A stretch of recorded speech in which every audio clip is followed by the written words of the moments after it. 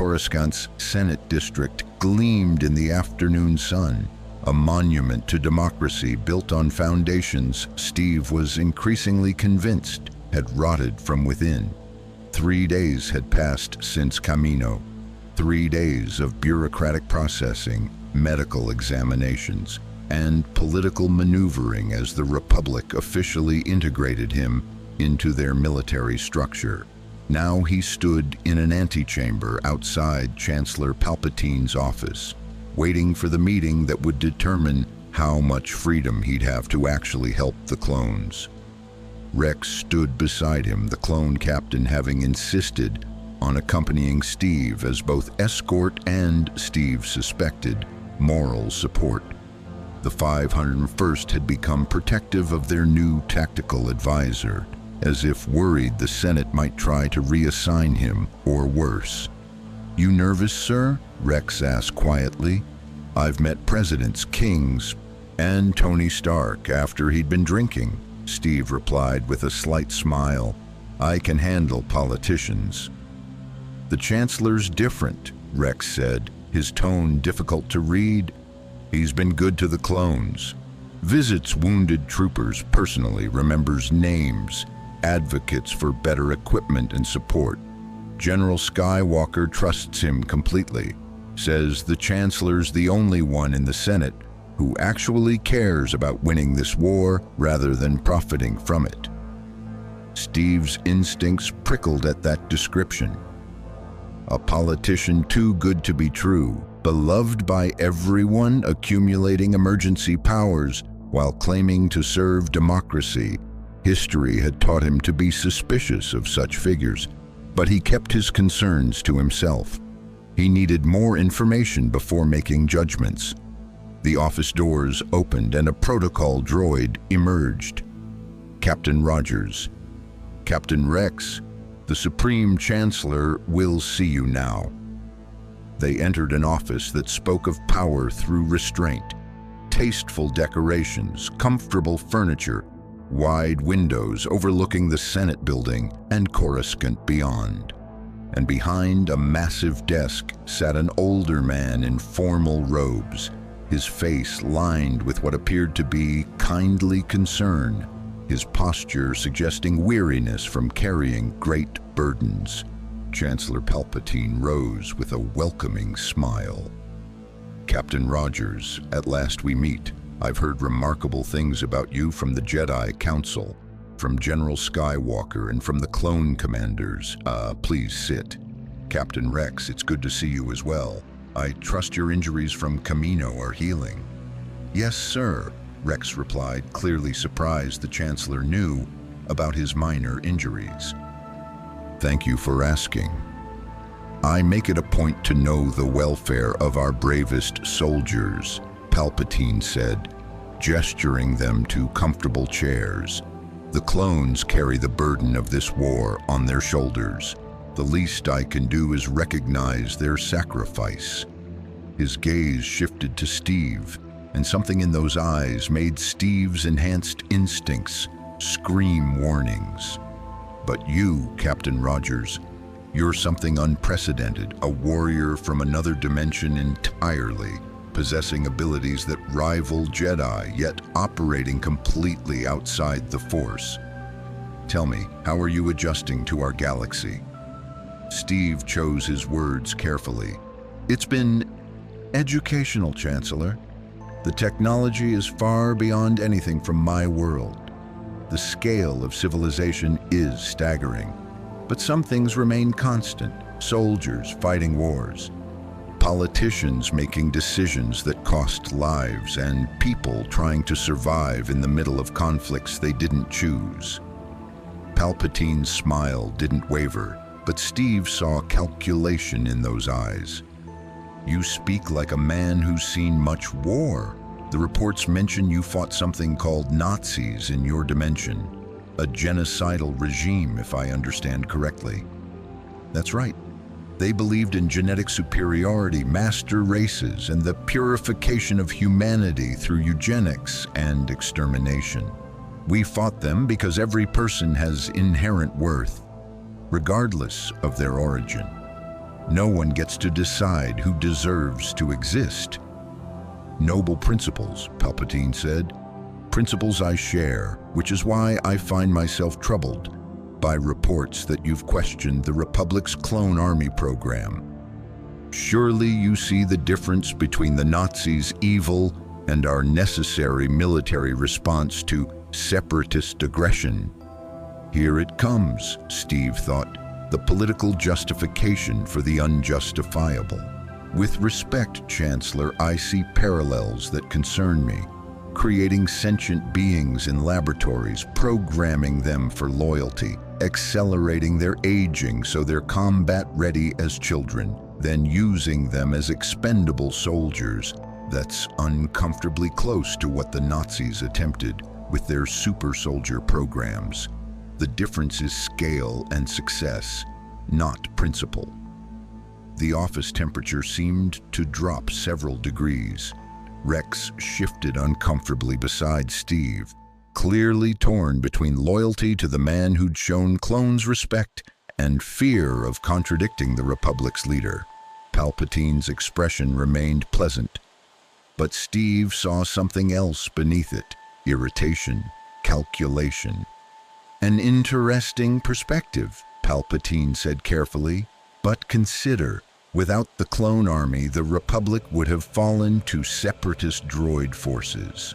Trillions would have died or lived under the tyranny of corporate interests and fallen Jedi. The clones were commissioned as a defensive measure, not a tool of oppression.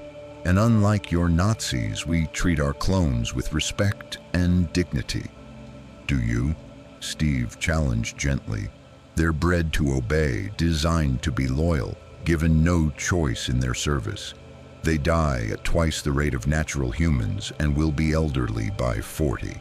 They have no legal status as citizens, no rights beyond military regulations, and no futures beyond war. That's not respect, Chancellor. That's exploitation wrapped in gratitude. Rex made a small sound. Surprise or agreement, Steve couldn't tell. Palpatine's smile finally faltered slightly, his eyes hardening just a fraction before the pleasant mask returned. Captain Rogers, I admire your compassion for the clones, truly. But you've been in our galaxy less than a week. You don't fully understand the complexities of our situation. This war was started by someone, Steve interrupted. Wars don't just happen. Someone profits from them, someone orchestrates them, someone benefits from the chaos while good soldiers die. I've seen it before. In my experience, when a war drags on without resolution, when emergency powers keep expanding, when the people fighting have no voice in their own deployment, that suggests the war is serving purposes beyond its stated objectives. Now Palpatine's mask fully slipped for just an instant, and Steve saw what lay beneath. Cold calculation, predatory intelligence, and something else he couldn't quite identify. Anger, fear. Then the kindly politician returned, but Steve had seen enough. You speak of conspiracy theories, Captain, Palpatine said, his tone still pleasant but with an edge. I assure you, the Republic is fighting for survival against legitimate threats. The Separatists want to tear apart thousands of years of civilization.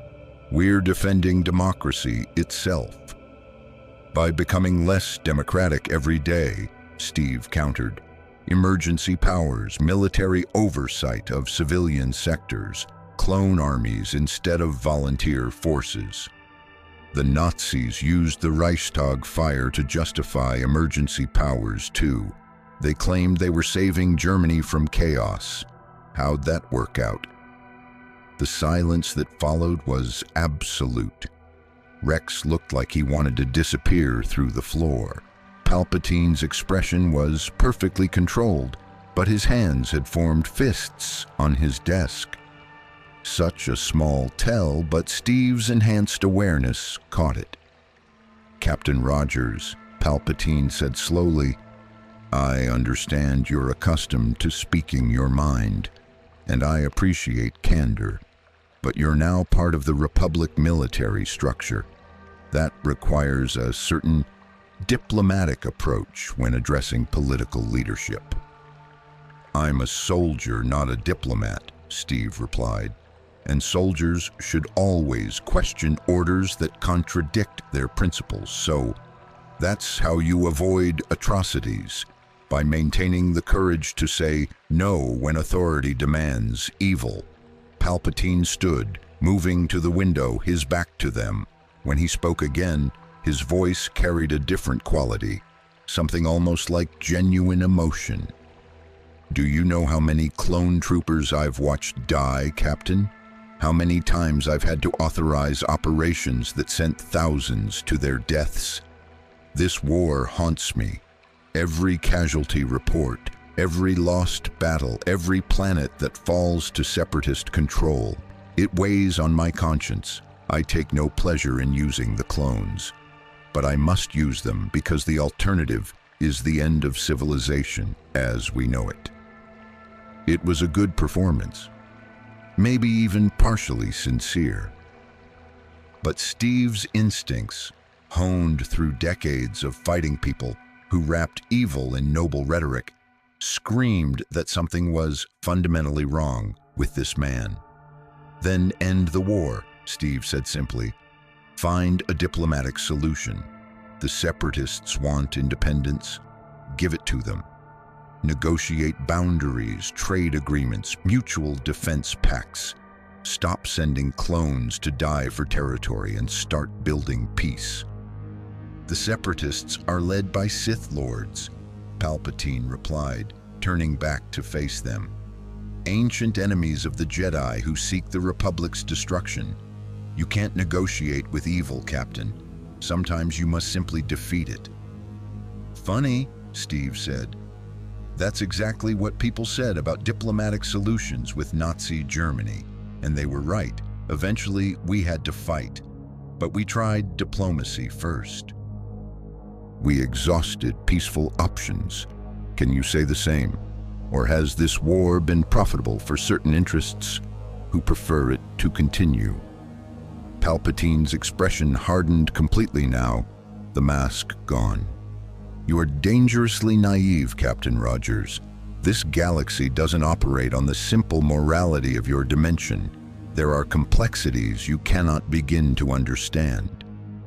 Maybe, Steve acknowledged, but I understand soldiers, and I understand that every day this war continues, more clones die for a government that sees them as equipment. If that's naive, I'll take naive over whatever you call sending children to die for political objectives. The Chancellor returned to his desk, sitting with the careful control of someone managing anger. I called you here to officially welcome you to Republic service and to discuss your role in our military structure. General Skywalker has requested you remain attached to the 501st Legion. Given your unique perspectives, I'm inclined to approve that request. Better to have you where we can monitor your influence than allowing you to operate independently. There it is, Steve thought, the threat wrapped in approval. I appreciate your honesty, Chancellor, Steve said. And you should know, my influence is exactly what you fear. I'm going to teach these clones that they're people, not weapons, that they deserve choice, respect, and futures beyond dying for a government that doesn't value them. If that makes me a problem for your administration, so be it. Palpatine's eyes narrowed. Be very careful, Captain. The Republic has laws against sedition and incitement of military rebellion. You may be from another dimension, but you're subject to our jurisdiction now. Push too far, and you'll find yourself in a detention center rather than on a battlefield. Is that a threat? It's a fact. Palpatine leaned forward. I admire your principles, Captain Rogers, but principles without political awareness are just naivety. The galaxy is more complicated than your simple moral framework allows. Play your role, tactical advisor to the 501st, inspiration to the clones if you must, but don't interfere with the larger machinery of war. Are we clear? Steve stood, and Rex immediately followed suit. Crystal clear, Chancellor. You want me to inspire the clones just enough to make them fight harder, but not enough to make them question why they're fighting. You want me to be a tool of Republic propaganda, while ensuring I don't actually threaten the system that exploits them. I want you to recognize reality, Palpatine replied coldly. And reality is that without the clone army, this Republic falls. Everything you claim to value, freedom, choice, individual rights, all of it disappears under separatist rule.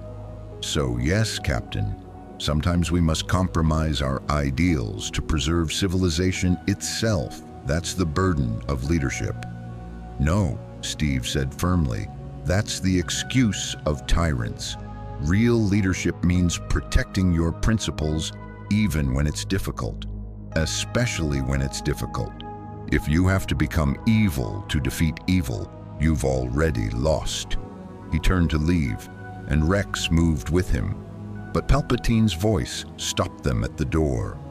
Captain Rogers, one final thing. Steve looked back. General Skywalker speaks highly of you. He admires your conviction, your courage, your unwillingness to compromise. But Anakin is complicated, powerful, yes, but also emotionally volatile. Prone to forming attachments the Jedi Code forbids. Be careful that your influence doesn't push him toward darkness. The galaxy needs Anakin Skywalker as a hero, not as a cautionary tale. Something in how Palpatine said it, concern that felt calculated rather than genuine, made Steve's instincts scream warnings, but he simply nodded. I'll keep that in mind, Chancellor. Outside the office, Rex was silent until they'd cleared the Senate building entirely. Then, in the privacy of a Republic transport taking them back to the military district, he finally spoke. Sir, you just told the Supreme Chancellor of the entire Republic that he's operating like a tyrant. You accused him of exploiting clones for political purposes. You questioned the fundamental legitimacy of the war. Do you understand how dangerous that is? I understand, Steve replied calmly. But I also understand that someone needed to say it. That man isn't what he pretends to be, Rex. I don't know what he really is. Maybe he genuinely believes he's saving the Republic. Maybe he's a manipulator playing a longer game. But my instincts tell me he's dangerous, and I trust my instincts. The General trusts him completely, Rex said, conflict clear in his voice. Anakin says the Chancellor's been like a father to him, mentored him since he was a child. If you're wrong about him, then I'm wrong, and I'll apologize, Steve said. But Rex, answer me honestly.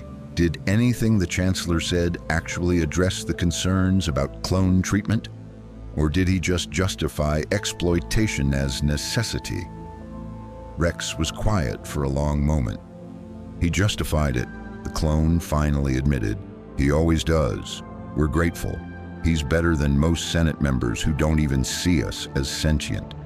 But better than the worst doesn't mean good, just means less bad. You deserve more than less bad, Steve said firmly. You deserve actual good, rights, choices, futures, and I'm going to fight for that, even if it means going against the Republic's leadership. That's sedition, sir, Rex pointed out, though his tone lacked condemnation. They can court-martial you for it. They can try, Steve replied with a slight smile. But I've been court-martialed before, didn't stick. Turned out I was right, and the people who wanted to punish me were wrong. Funny how that works. The transport settled at the military barracks where the 501st was billeted. between campaigns. As they disembarked, Steve saw clone troopers moving through their daily routines. Maintenance, training, preparation, identical faces, identical armor, but Steve was learning to distinguish them now. Echo's cautious optimism, Five's playful defiance, Hard Case's enthusiastic chaos, Kix's compassionate pragmatism. They were individuals, not copies. Anakin was waiting at the barracks entrance, his expression troubled. "Steve, I heard about your meeting with the Chancellor. What were you thinking? You can't just—" "I can and I did," Steve interrupted gently. "Anakin, that man isn't what you think he is. He's been a friend to me since I was 9 years old," Anakin replied, hurt evident in his voice. "When the Jedi Council doubted me, when Obi-Wan was struggling to train me, the Chancellor was there. He believed in me, saw my potential. He's the reason I'm a Jedi Knight instead of a failed Padawan." "Or," Steve said carefully, "he's been grooming you, isolating you from other support systems, making you dependent on his approval, positioning himself as the only one who truly understands you. That's classic manipulation, Anakin. I've seen it before." Anakin's hand moved toward his lightsaber, not threateningly, but reflexively, as if Steve's words had struck something deep. "You don't know what you're talking about. The Chancellor's a good man trying to save the Republic from—" "From what?" Steve challenged. "From a war that keeps escalating instead of ending? From separatists who apparently want independence but keep attacking instead of negotiating? From threats that always require more emergency powers, more military authority, more centralized control? Anakin, think about who benefits from this war continuing." "The Sith," Anakin said immediately. "Count Dooku and his master.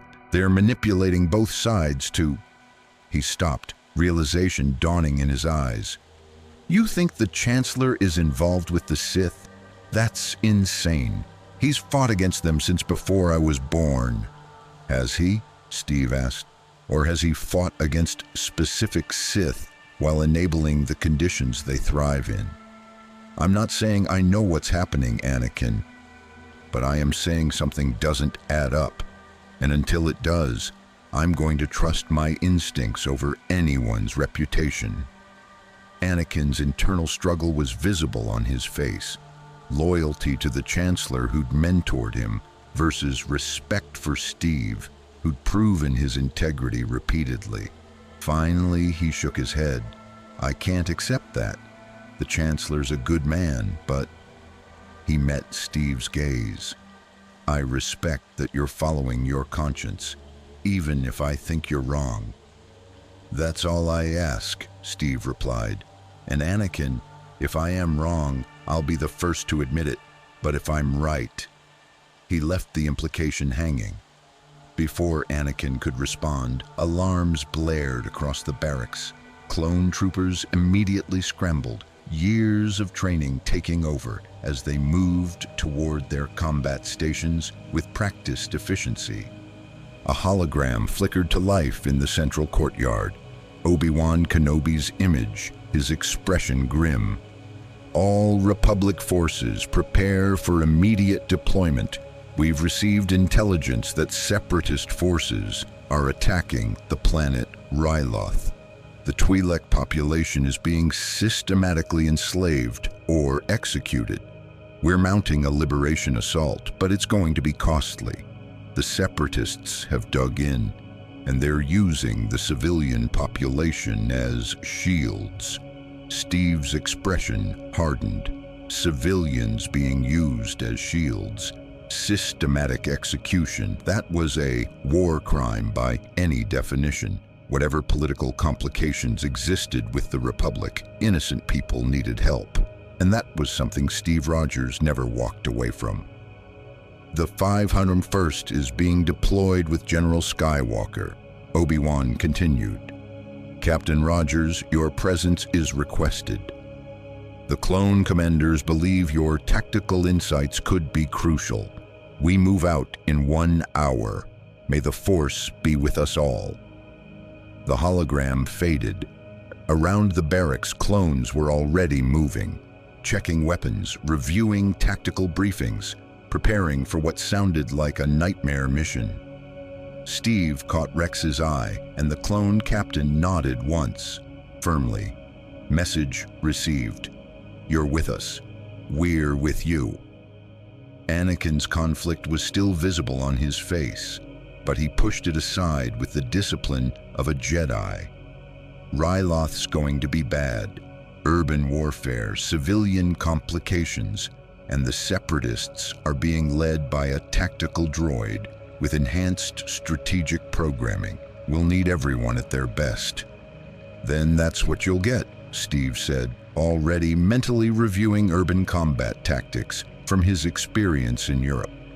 "But Anakin, after this mission, we need to talk, really talk, about the Chancellor, about this war, about where it's all heading. Deal."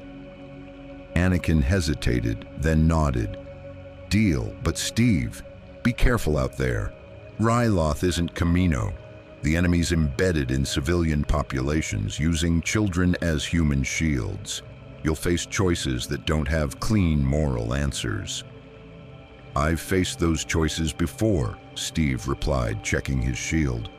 "And I've learned that sometimes the only clean answer is to refuse to accept the false choice. We save the civilians and defeat the enemy. No compromises." "Spoken like someone who hasn't fought enough battles yet," Anakin said, but there was respect in his tone. "All right, 1 hour, be ready for hell." As Anakin walked away, Rex approached Steve. "Sir, the men wanted me to tell you something. After what you said in the Chancellor's office about us deserving better, about being people not weapons, it spread through the clone network faster than tactical updates. Every clone in the GAR knows there's a Nat-born officer who actually fights for us, not just with us." "That's not," Steve started. "It matters, sir," Rex interrupted firmly. "More than you know. For the first time since we were created, someone's telling us we have value beyond combat effectiveness. Someone's saying we deserve futures. Do you understand what that means to soldiers who were bred to be disposable?" Steve looked at Rex, really looked at him, saw beyond the armor and training to the man underneath. A man who'd been created in a laboratory, trained from childhood, sent to die for a government that saw him as equipment, and who'd never once been told he deserved anything different. "You're not disposable, Rex," Steve said firmly. "None of you are, and I'm going to prove it, starting with Ryloth. We're going to save those civilians. We're going to bring every clone home we can. And we're going to show this galaxy that the 501st fights with honor and compassion, not just efficiency."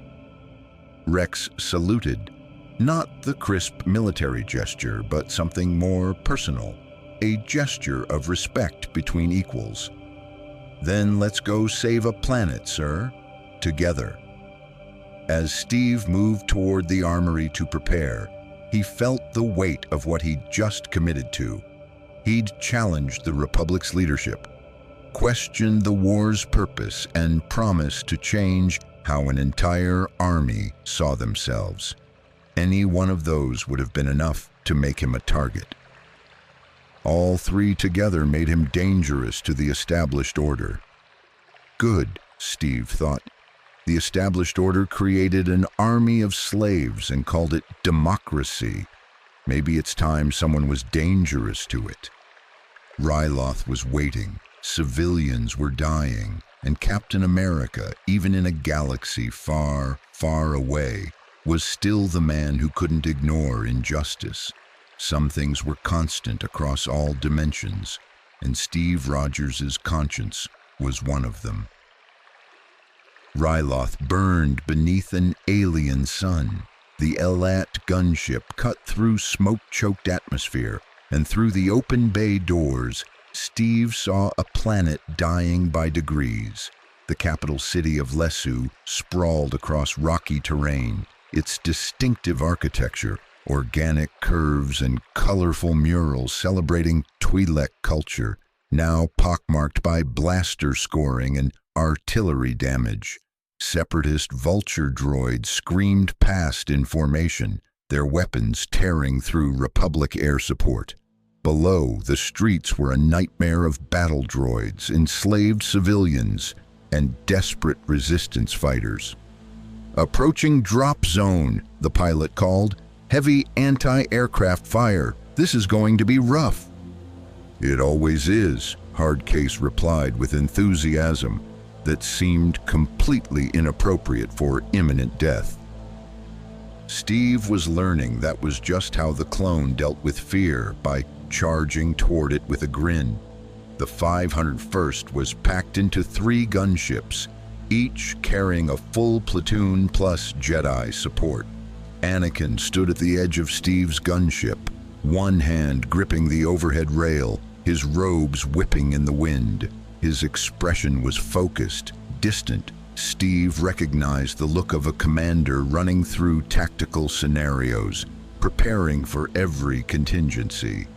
"Intel says the Separatists are holding about 50,000 Twi'lek civilians in labor camps," Anakin said, his voice cutting through the wind and weapons fire.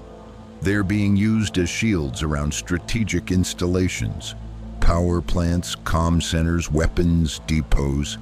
The tactical droid commanding the occupation knows we won't risk civilian casualties. It's using that against us. So we're fighting an enemy that's weaponizing our morality," Steve said. He'd faced similar situations in Europe when Nazi forces had forced civilians into frontline positions. "What's the Republic's standard response to that situation?" "Usually, surgical strikes where possible, accepting higher military casualties to minimize civilian losses." Anakin's expression darkened. "But that's when we have time. The Separatists are executing hostages every hour we don't surrender the planet. The longer this takes, the more innocents die." Steve's tactical mind was already working through the problem. The tactical droid, it's operating on programmed responses, right? Algorithms and calculations rather than intuition. That's right. Why? Because algorithms are predictable once you understand their logic. Droids fight based on calculated probabilities, optimal force distribution, resource management, predictable tactics. If we can get them to commit their forces based on false assumptions, we can create openings their programming won't adapt to fast enough. Anakin's eyes lit up with understanding. Deception operations. Make them think we're attacking one target while we hit another. But we'd need a convincing feint, something that looks like a legitimate assault. "I'll lead it," Steve said immediately. "Take a squad of clones, make a lot of noise, draw their forces away from the civilian holding areas. Meanwhile, you and the main force extract the hostages." "That's suicide," Rex interjected. "One squad against whatever forces they redirect. Even with your abilities, sir, the odds are irrelevant," Steve finished. "Because the mission isn't to win the engagement, it's to buy time. We don't need to defeat them, just hold their attention long enough for the extraction to succeed." "No." Anakin's voice carried Jedi authority. "I'm not sending you on a suicide mission.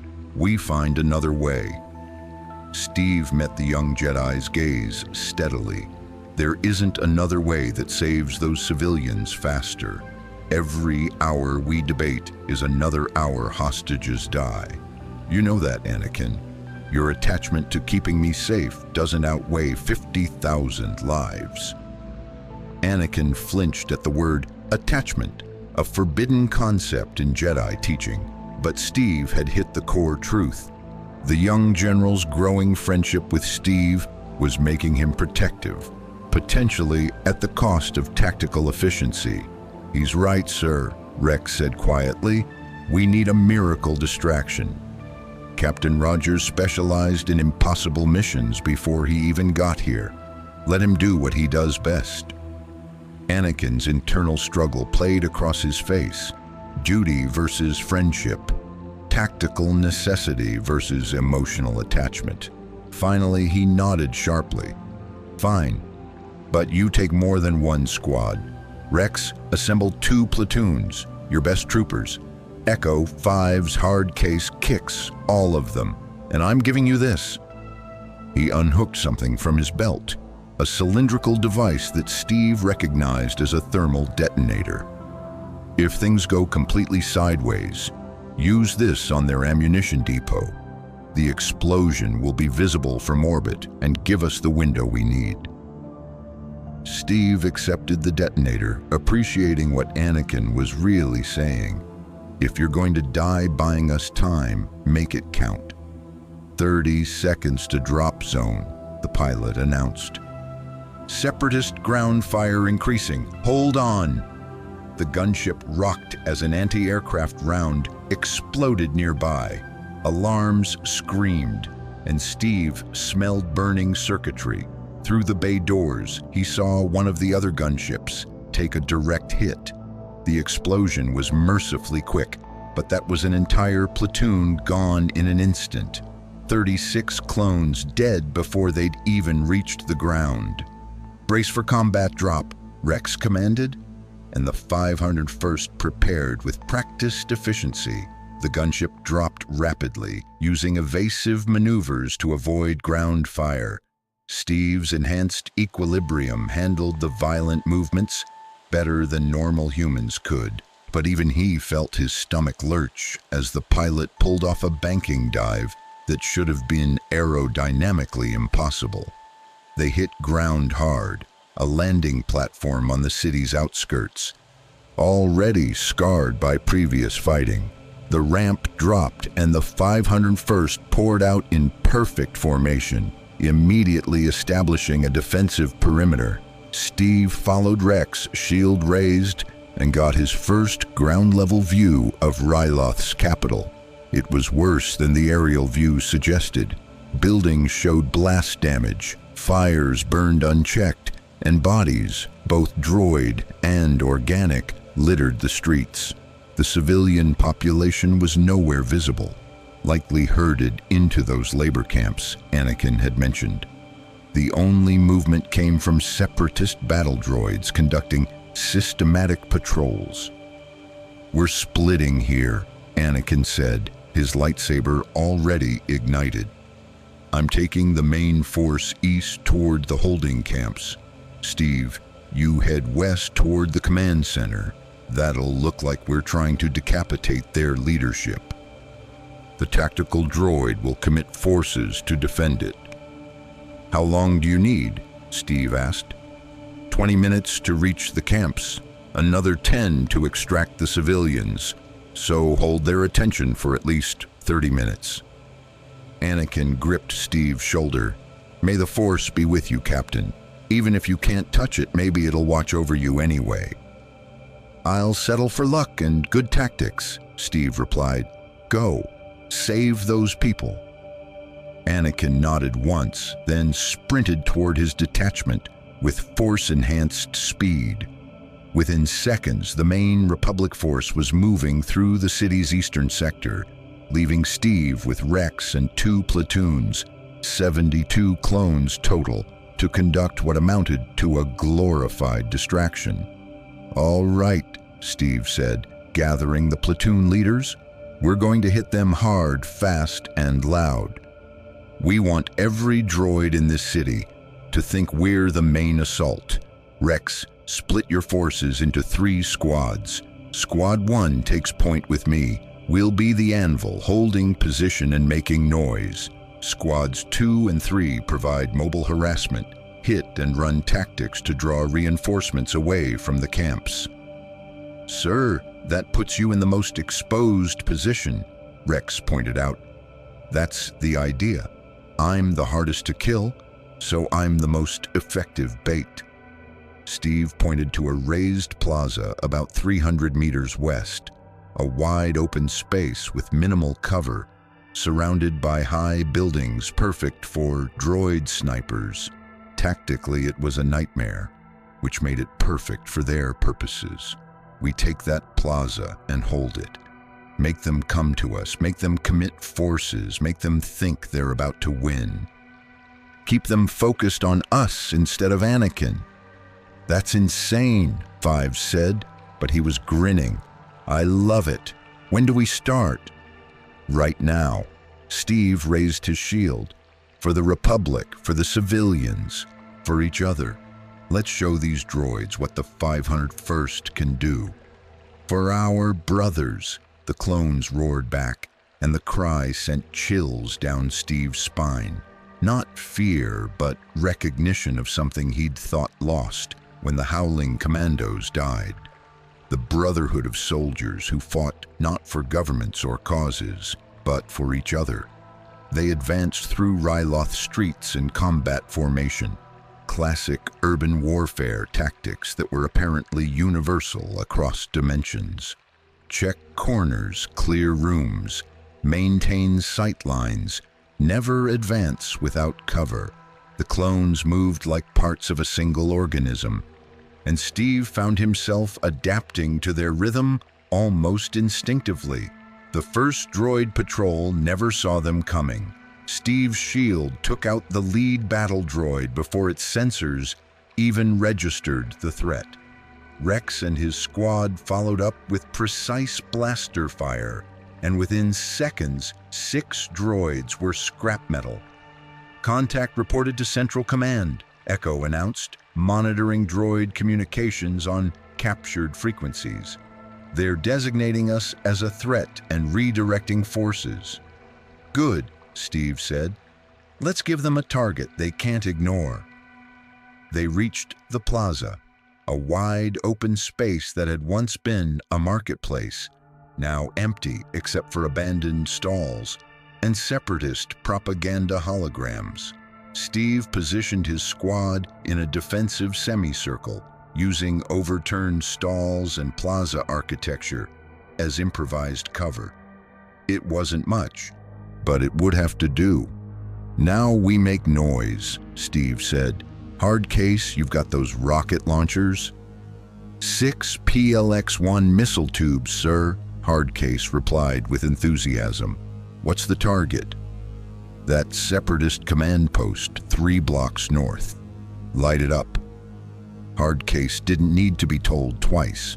The clone weapon specialist shouldered a missile tube and fired, the projectile streaking through the air and impacting the command post with a massive explosion that shook the ground. Secondary explosions followed, ammunition storage, power cells, something volatile cooking off in a chain reaction. "That should get their attention," Rex said dryly. It did. Alarms blared across the city, and Steve's enhanced hearing picked up the mechanical march of hundreds, maybe thousands, of battle droids converging on their position. The tactical droid had taken the bait. Now came the hard part, surviving what they'd just invited. "Contact front," a clone shouted. "Full battalion strength."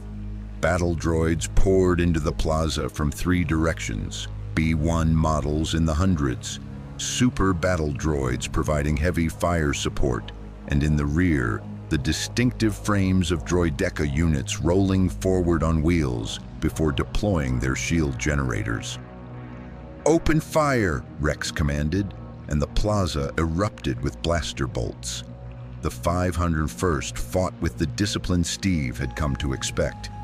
They weren't panicking despite impossible odds.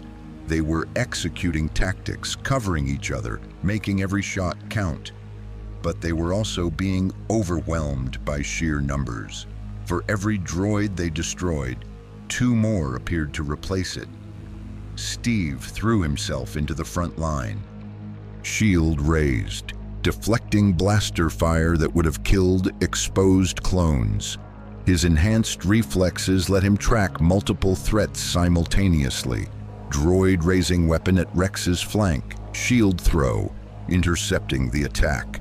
Super battle droid targeting kicks behind cover, shield bash crushing its chassis.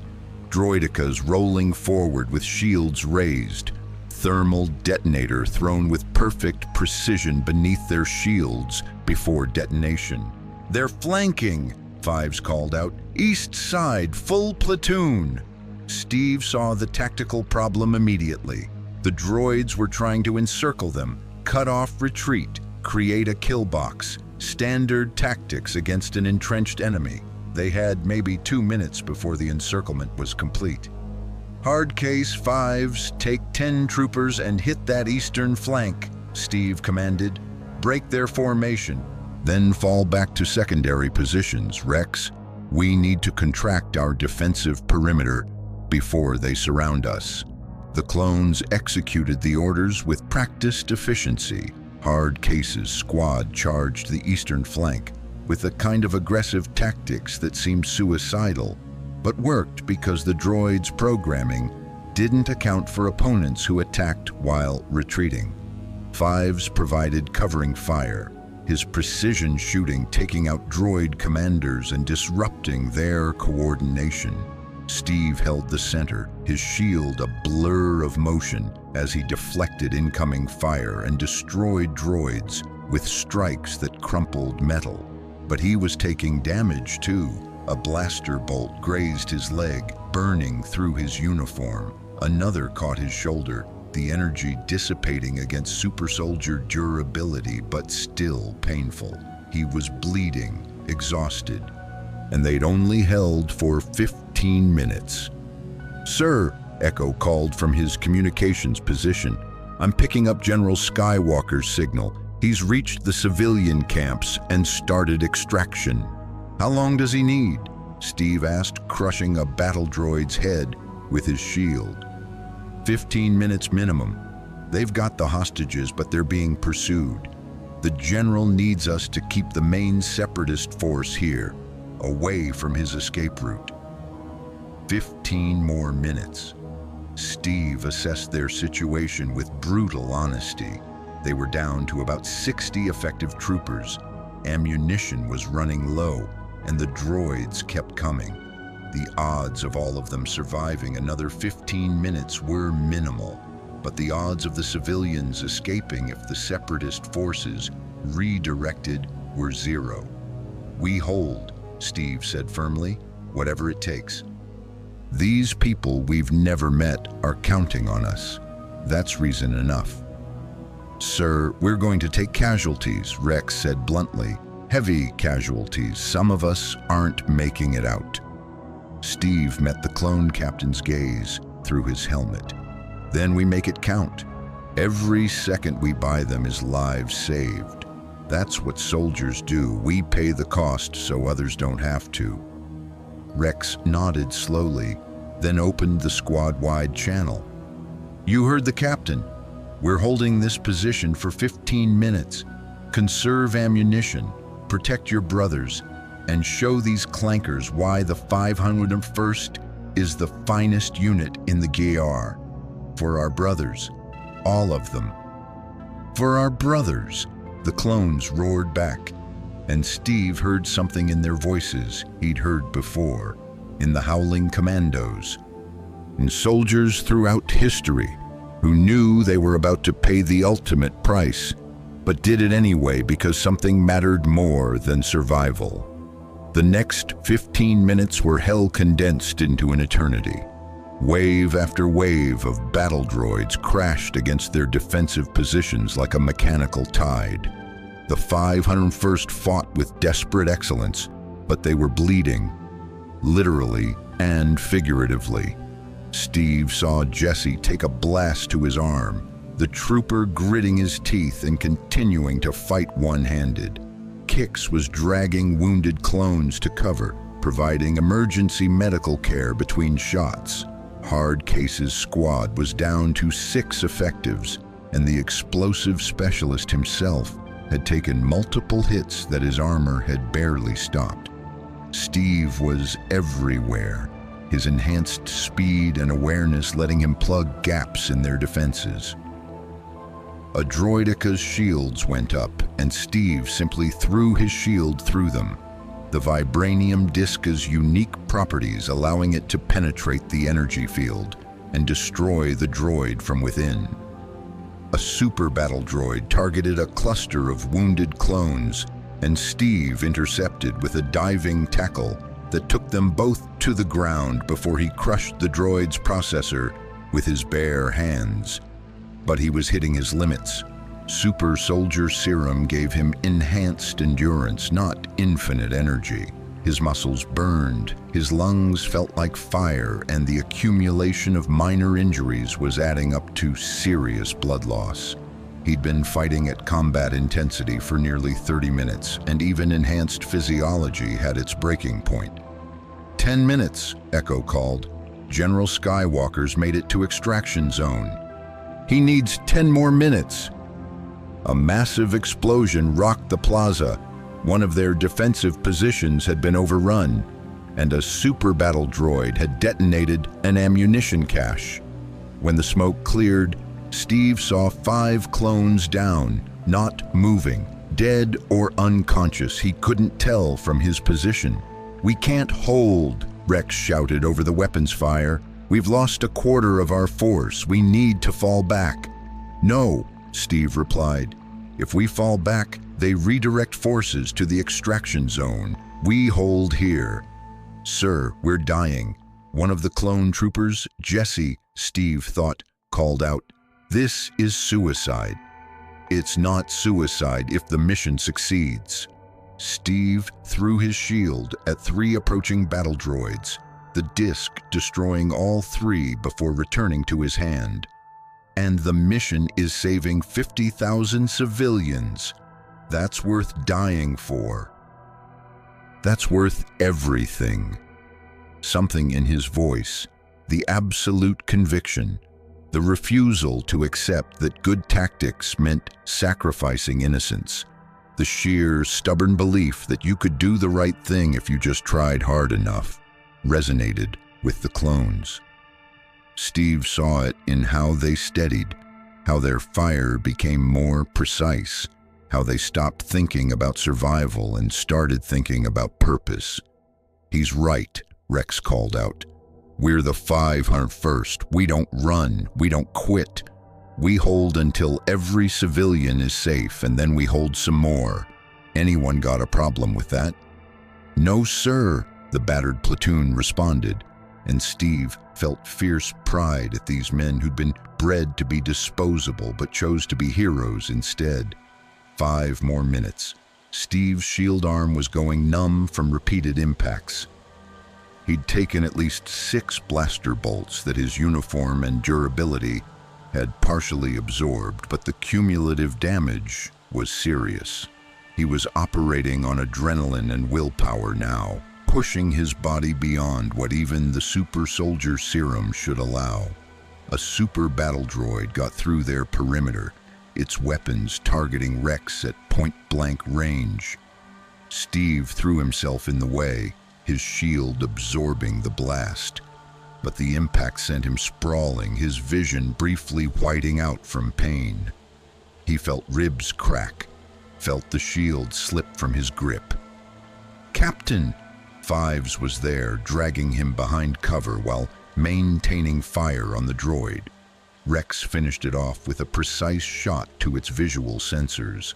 "I'm fine," Steve gasped, though he definitely wasn't. He grabbed his shield with shaking hands and forced himself upright. "How long?"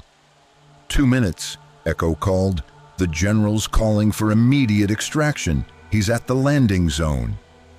2 minutes. They'd held for 28 minutes of impossible odds. 2 more and they'd succeeded.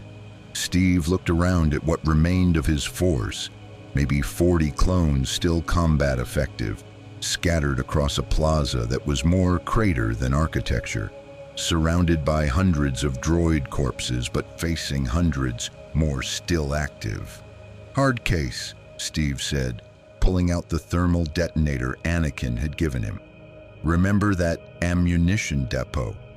The clone weapons specialist grinned through his cracked helmet visor. "Yes, sir. About 100 meters northeast." "Can you get there in 2 minutes?"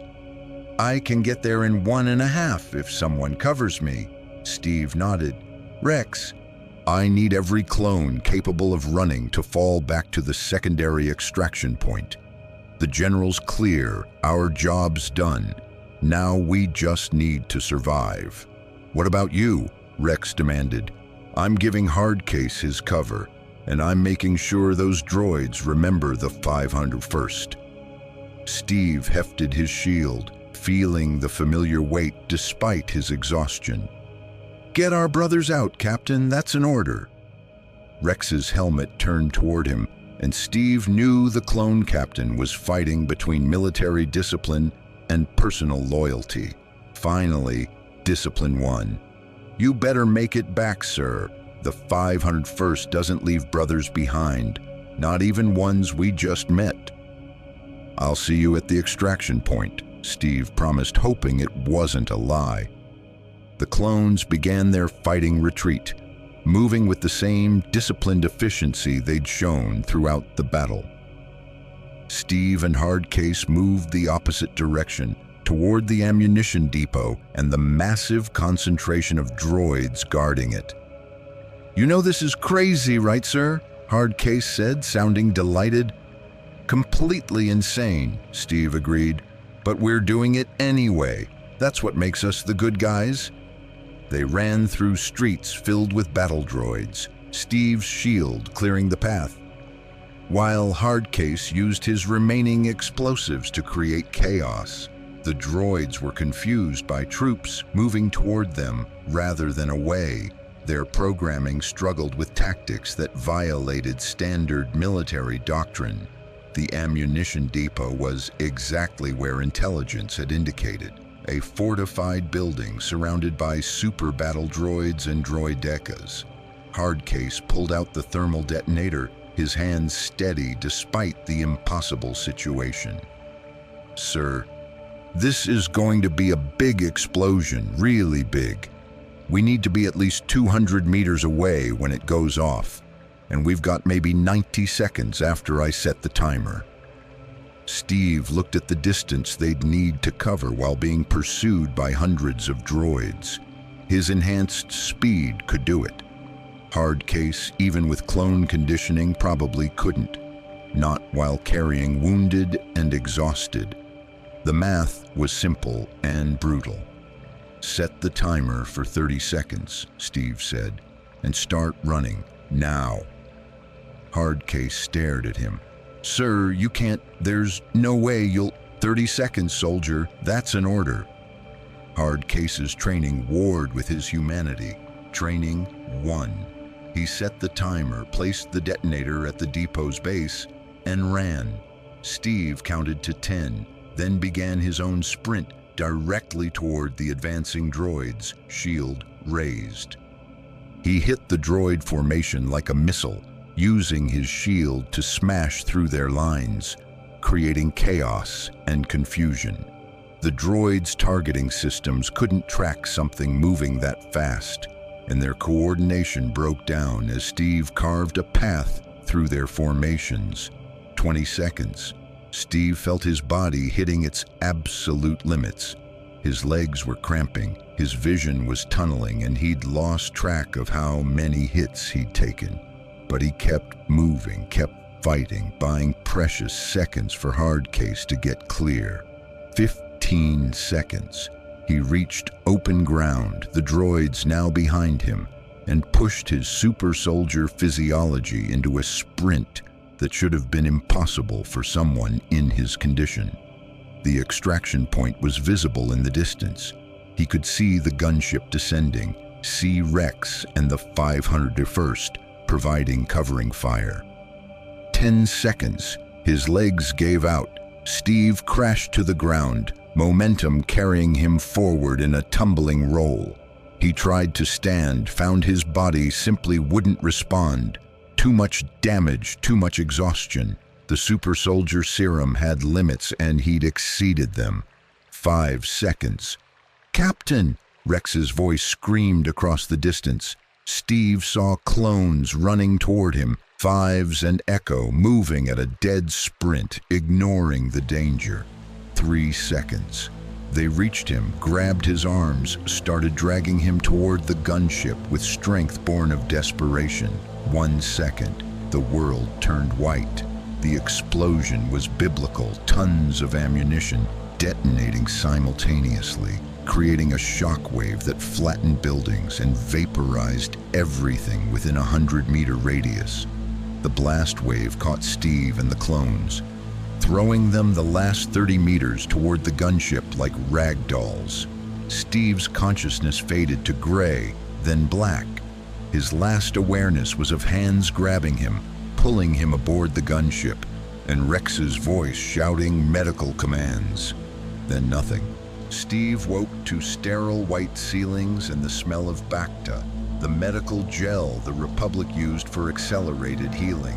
His body felt like it had been run over by a truck, then backed over for good measure.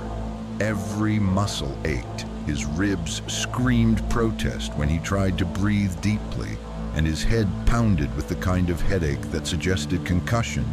But he was alive. "Easy, sir," a familiar voice said.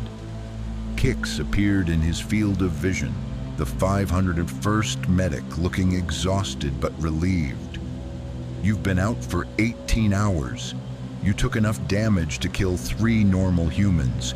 Cracked ribs, severe muscle trauma, second-degree burns, moderate concussion, and enough blaster scoring that we had to pick melted uniform out of your skin. The Bacta's been working overtime." Steve tried to sit up, found his body mostly cooperative despite the pain. "The mission? The civilians. All 50,000 extracted successfully," Kix replied, helping Steve into a sitting position.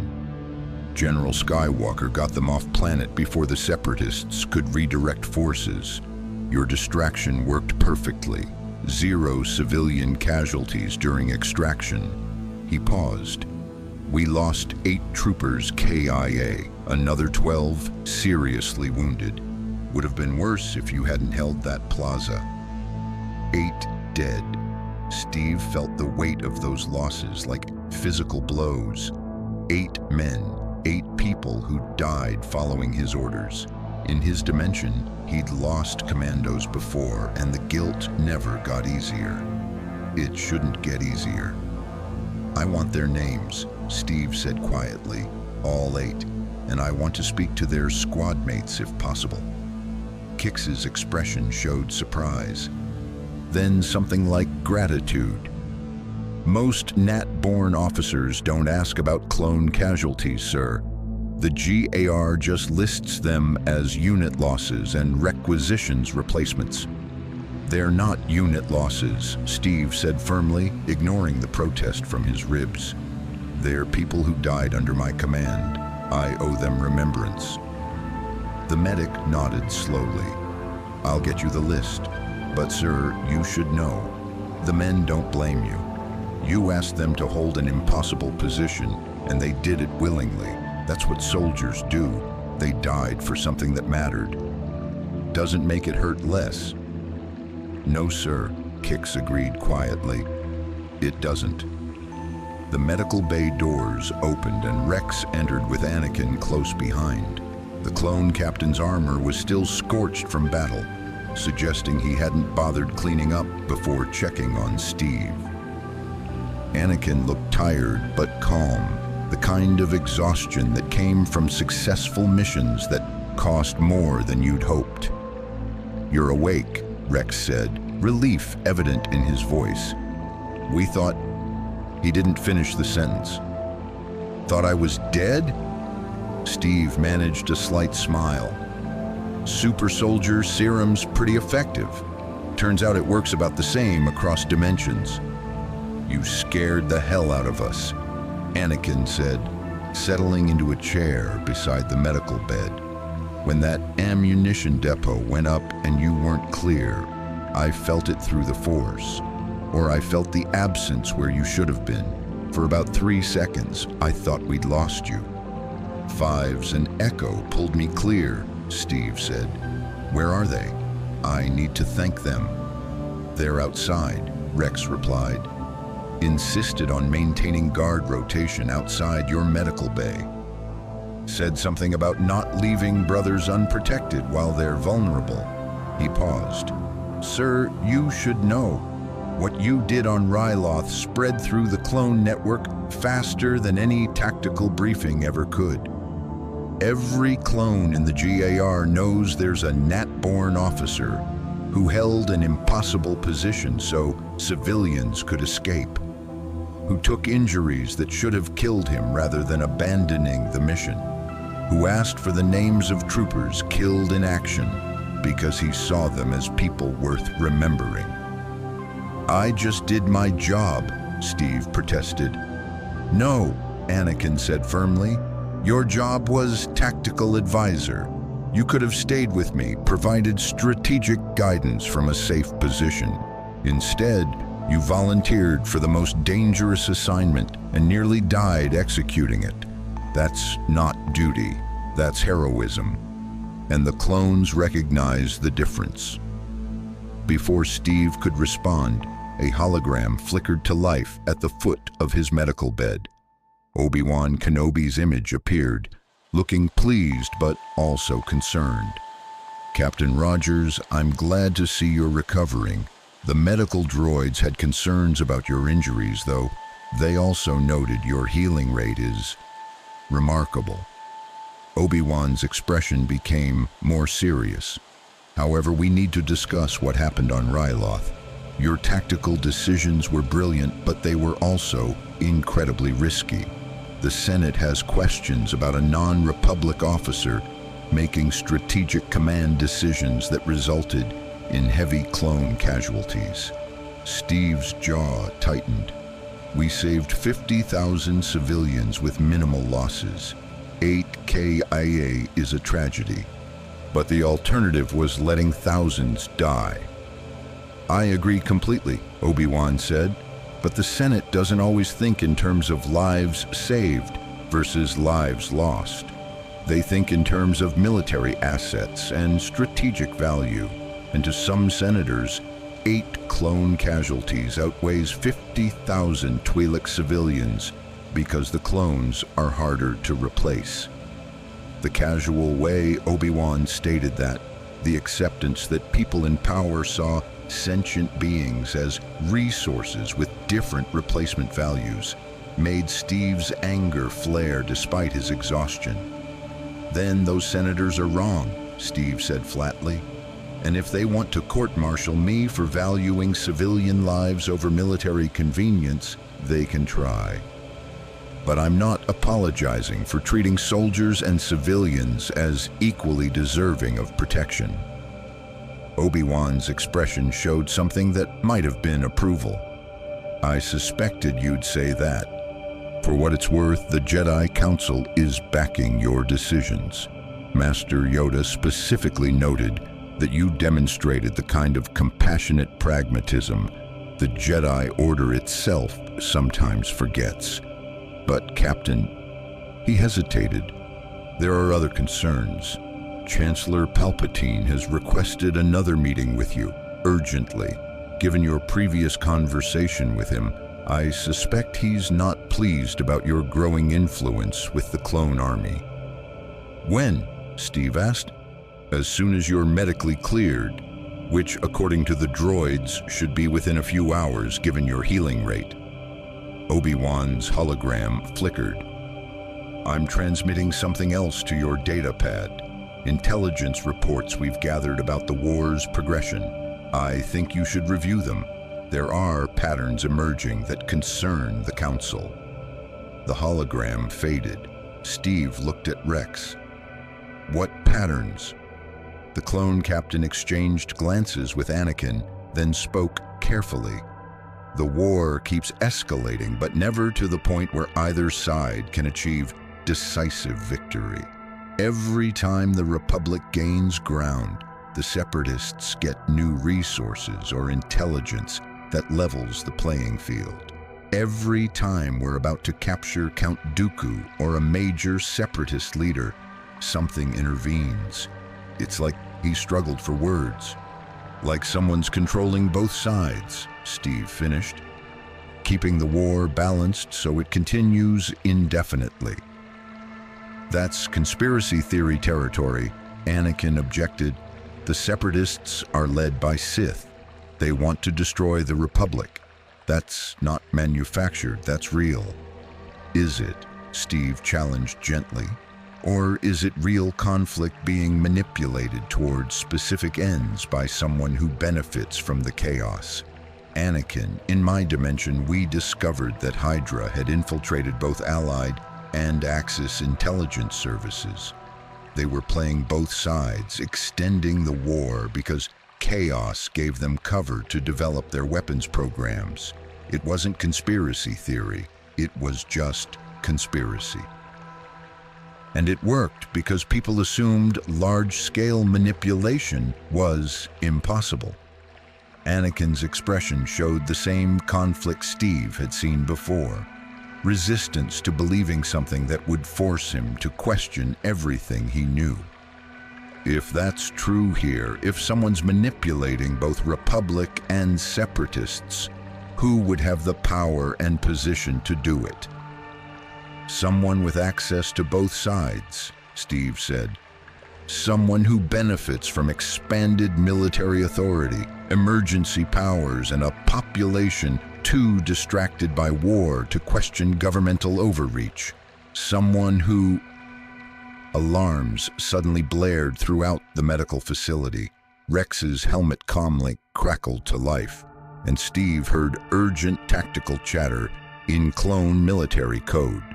The captain listened for a moment, his posture stiffening, then turned to Anakin. "General, we've got a situation. The Senate building is under attack. Unknown assailants, not Separatist droids. Something else. They're specifically targeting Chancellor Palpatine's office. Republic Guard is engaged but taking heavy casualties." Anakin was already moving. How many attackers? Reports are confused, but at least a dozen. They're using tactics that suggest advanced training, and, General... Rex hesitated. The attackers are described as humanoid, but wearing armor that doesn't match any known military or criminal organization. Almost like they're from somewhere else. Steve's enhanced instincts screamed warnings.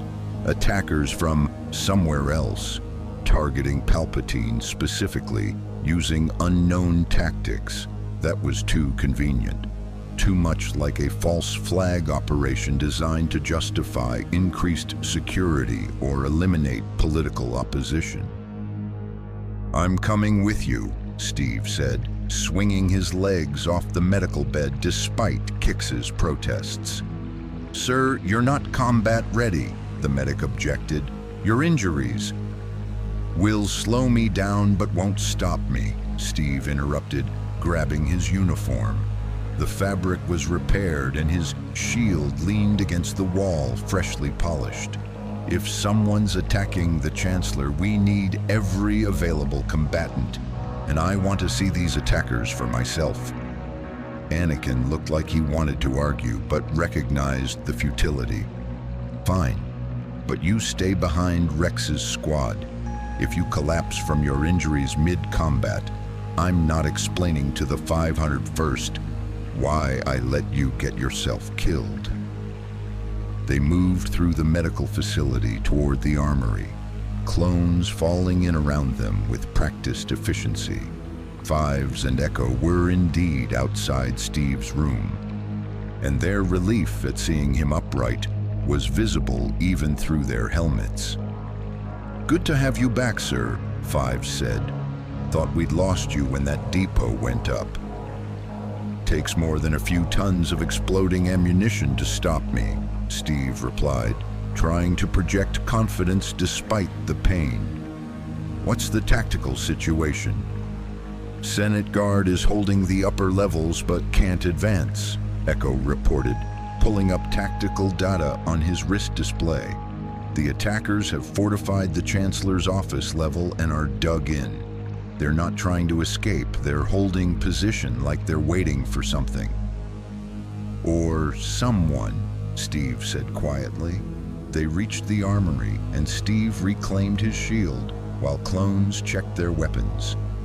The 501st moved with the kind of calm efficiency that came from having done this hundreds of times. Load power cells, check armor seals, verify comlink frequencies. Within 3 minutes, they were combat ready. Republic gunships were already waiting at the landing platform, engines hot. Steve climbed aboard with Rex's squad, his body protesting every movement but his determination overriding the pain. As they lifted off toward the Senate district, he reviewed what they knew: attackers of unknown origin, targeting Palpatine specifically, using tactics that suggested advanced training. It felt wrong, felt staged. But why? The flight took only minutes across Coruscant's cityscape. The Senate building rose before them, an enormous mushroom-shaped structure that dominated the political district. Smoke rose from the upper levels, and Steve could see the flashes of weapons fire through the windows. All gunships. This is Senator Organa coordinating Senate Guard response. A cultured voice came through the comlink. The attackers have seized the Chancellor's office suite. We've got approximately 60 guards engaging them, but they're taking heavy casualties. These attackers are extremely effective. We need Jedi support immediately. This is General Skywalker, Anakin responded. We're incoming with the 501st. Senator, can you give me a read on the attackers' tactics? They're fighting like special operations forces, General. Coordinated, precise, exploiting every weakness in our defensive positions. And their weapons, they're not blasters. Some kind of projectile weapons that penetrate personal shields. Our guards' standard equipment isn't adequate. Projectile weapons. Steve's enhanced hearing caught something in the Senator's description that made his instincts scream. Projectile weapons that penetrated energy shields, advanced tactics, armor from unknown origin that sounded like soldiers from a universe with different technology. Soldiers like him. We need to take them alive if possible, Steve said urgently. Anakin, if these attackers are from somewhere else, another dimension, another reality, we need to understand how they got here and why they're specifically targeting Palpatine. Assuming we can take them alive, Anakin replied. If they fight like you describe, this is going to be bloody. The gunships settled onto a landing platform 3 levels below the Chancellor's office. Senate guards, armored in distinctive blue uniforms, were holding defensive positions but looked battered. Their commander, a scarred human with captain's insignia, approached as Anakin and the clones disembarked. General Skywalker, thank the Force you're here. We've lost 20 guards in the past 10 minutes. These attackers are like nothing we've faced before. They move through our fire, adapt to our tactics, and show no fear. It's like fighting machines with human creativity. Show me tactical displays, Anakin ordered. The guard captain pulled up a holographic schematic of the office level. Red indicators showed attacker positions, 12 of them, fortified in and around Palpatine's office suite. Blue indicators showed Republic forces, about 40 guards remaining, positioned in a perimeter that was slowly being compressed. They're not trying to escape, Steve observed, studying the display. They've seized a defensible position and they're holding it. Why? If this was an assassination attempt, they'd have killed the Chancellor and extracted.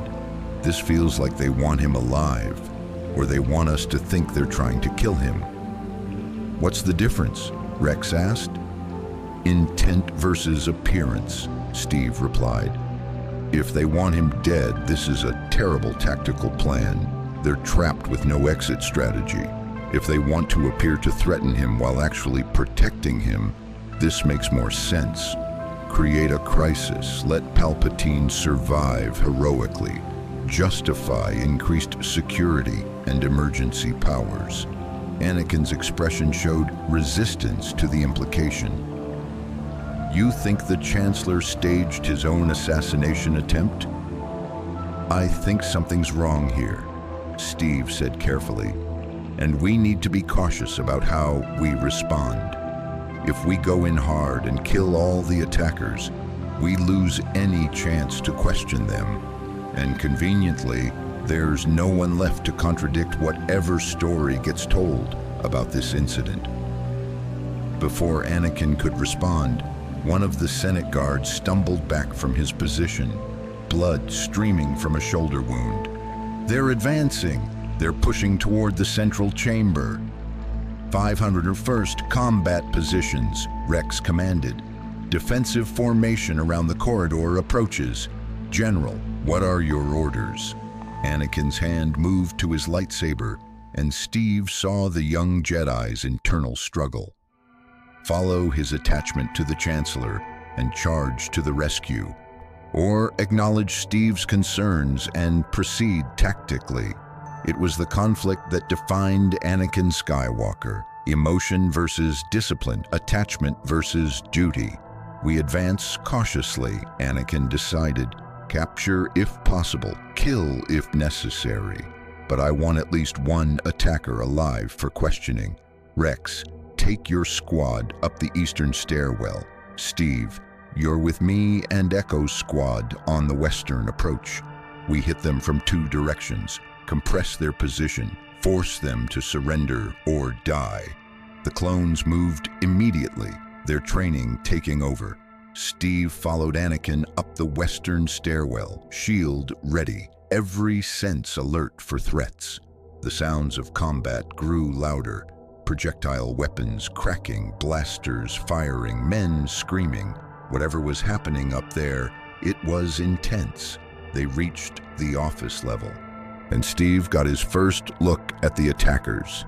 His blood went cold. They were humanoid, wearing powered armor that looked more advanced than anything the Republic possessed. Smooth curves, integrated weapon systems, and most significantly, designs that Steve recognized. Not exactly, but similar enough to raise alarms. They moved like special operations forces, using tactics that would have been at home in Steve's own military training. And their weapons, kinetic projectiles that punched through clone armor with terrifying efficiency. One attacker spotted their approach and opened fire. Steve raised his shield instinctively, and the projectiles sparked off the vibranium surface harmlessly. The attacker paused, a very human moment of surprise, and Steve saw his opportunity. He threw his shield with perfect precision, the disc striking the attacker's weapon and tearing it from armored hands. Before the attacker could recover, Steve closed the distance with super soldier speed and delivered a shield strike that crumpled the armor's chest plate and sent the attacker crashing into the wall, unconscious but alive. "One down," Steve called. "Someone secure this prisoner." Two Senate guards moved to comply, binding the unconscious attacker with stun cuffs. Steve retrieved his shield and advanced with Anakin towards the Chancellor's office proper. More attackers were visible now, their formation professional and controlled. They weren't panicking, weren't making mistakes. This was a disciplined military force executing a mission. Anakin ignited his lightsaber, the blue blade cutting through the smoke-filled corridor. "This ends now," he shouted, his voice carrying Jedi authority. "Surrender or be destroyed."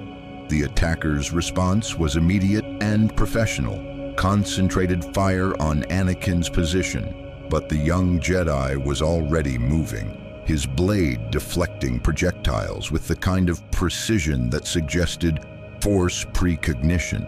Steve advanced behind him, using his shield to protect clone troopers as they maneuvered into firing positions. "Rex, eastern stairwell secure," the clone captain's voice came through. "We're advancing on their rear position." The attackers were now caught between two forces, their defensive position compromised. Standard military doctrine would suggest fighting retreat or surrender. Instead, they did something that made Steve's tactical mind scream warnings. They detonated charges. Explosions ripped through the office level, not large enough to collapse the structure, but perfectly placed to seal exits and create smoke that obscured vision. When the smoke cleared, the attackers had fallen back into the Chancellor's office itself, and Steve could see through the transparisteel windows that they'd formed a defensive circle around a single figure. Chancellor Palpatine, seemingly unharmed, stood in the center of the attacker formation, and he was smiling. Not the kindly politician smile Steve had seen before. This was something else, cold, calculating, predatory. The smile of someone whose plans were proceeding exactly as intended. "Anakin, wait," Steve started, his instincts screaming warnings. But Anakin was already moving, using the Force to shatter the transparisteel windows and leap into the office with his lightsaber blazing. The clone troopers followed, weapons raised, surrounding the attackers who now had nowhere to go. "Chancellor," Anakin called, "are you hurt?" Palpatine's smile never wavered. "I am perfectly well, young Skywalker, thanks to these devoted protectors." He gestured to the attackers around him. "You see, this entire incident was necessary to demonstrate something important to the Senate, to the Republic, to you." Anakin's lightsaber wavered, confusion evident in his stance. "I don't understand. These are attackers. They killed Senate guards.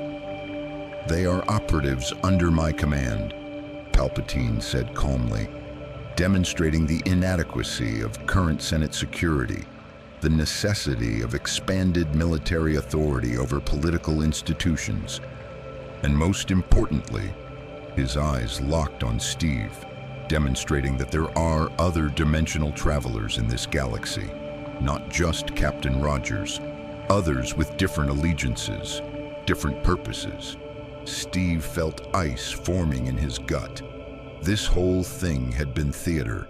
The attack, the casualties, the desperate defense, all staged to justify expanded powers and to undermine Steve's unique status, to suggest he might be connected to hostile forces. "You killed your own guards," Steve said, his voice tight with controlled fury. "To stage a political crisis, to manipulate the Senate into giving you more power." "I utilized assets to demonstrate a genuine threat," Palpatine corrected. "The guards died serving the Republic, preventing what could have been a much greater tragedy. Their sacrifice, while regrettable, was necessary. Just as the clones' sacrifices are necessary, just as all sacrifices are necessary when building something greater than individual lives." Anakin looked between Palpatine and Steve, his expression showing dawning horror. "Chancellor, you said these attackers are under your command, but they killed Republic guards. That's murder. That's politics, Anakin," Palpatine interrupted, his pleasant mask completely gone now. "Real politics, not the naive idealism the Jedi teach, or the simplistic morality Captain Rogers brings from his primitive dimension. This is how power actually works, through calculated sacrifice, strategic manipulation, and the willingness to do what weak men call evil in service of ultimate good." Steve's shield was in his hand, his body coiled despite exhaustion and injuries. Every instinct he had was screaming that he was facing something worse than any enemy he'd encountered. Not just a corrupt politician, but something fundamentally wrong. "You're not just a politician," Steve said quietly. "You're something else. Something that's been manipulating this war from the beginning. The Jedi are looking for a Sith Master controlling the Separatists. But the Sith Master isn't hiding with the Separatists. He's right here in the Chancellor's office, manipulating both sides." The office went completely silent. Clone troopers shifted nervously, their weapons trained on the attackers, but uncertain about the revelation unfolding. Anakin's lightsaber wavered, the blades hum, the only sound. Palpatine's smile widened, becoming something inhuman. "Very perceptive, Captain Rogers. Yes, I am Darth Sidious, Dark Lord of the Sith.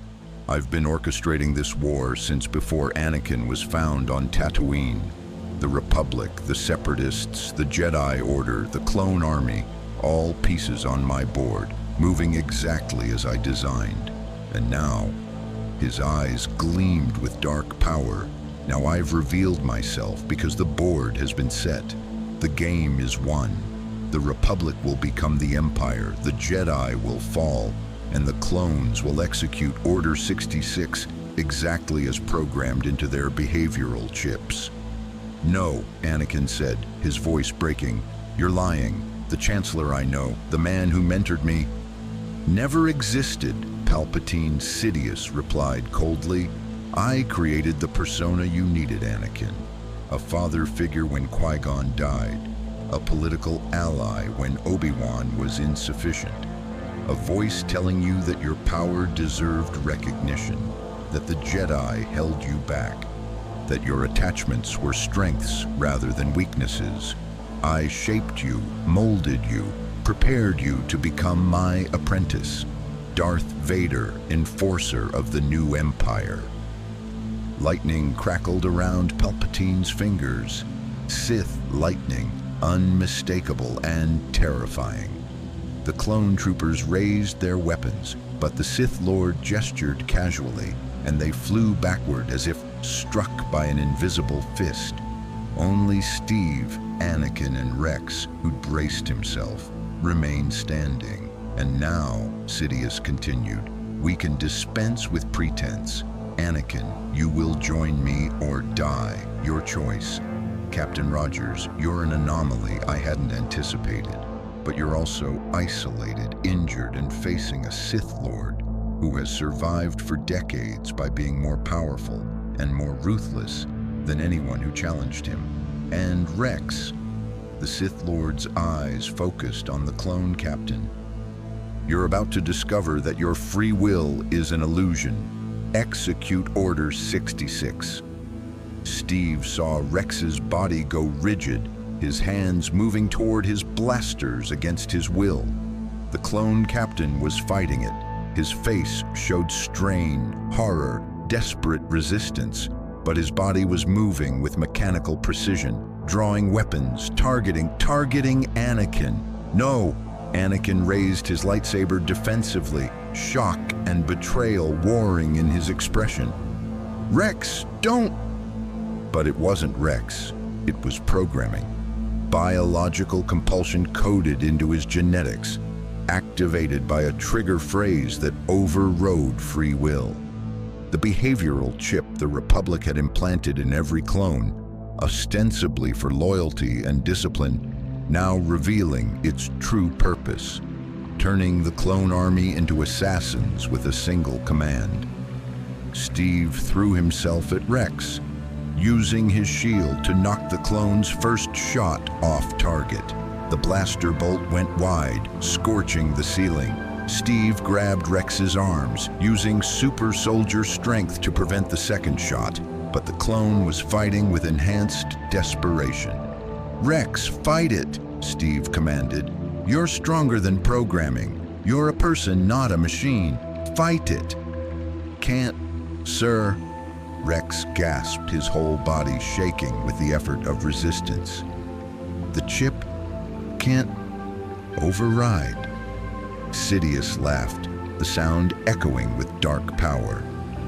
"You see, Captain Rogers, your precious individuality means nothing against Sith engineering. The clones are exactly what I designed them to be, loyal until I need them to be murderers.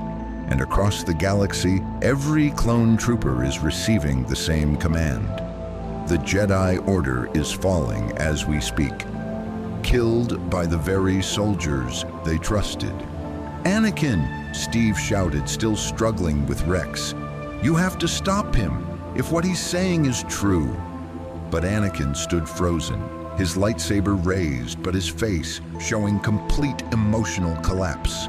Everything he'd believed, his trust in Palpatine, his role in the war, his identity as the Chosen One, all of it was crumbling simultaneously.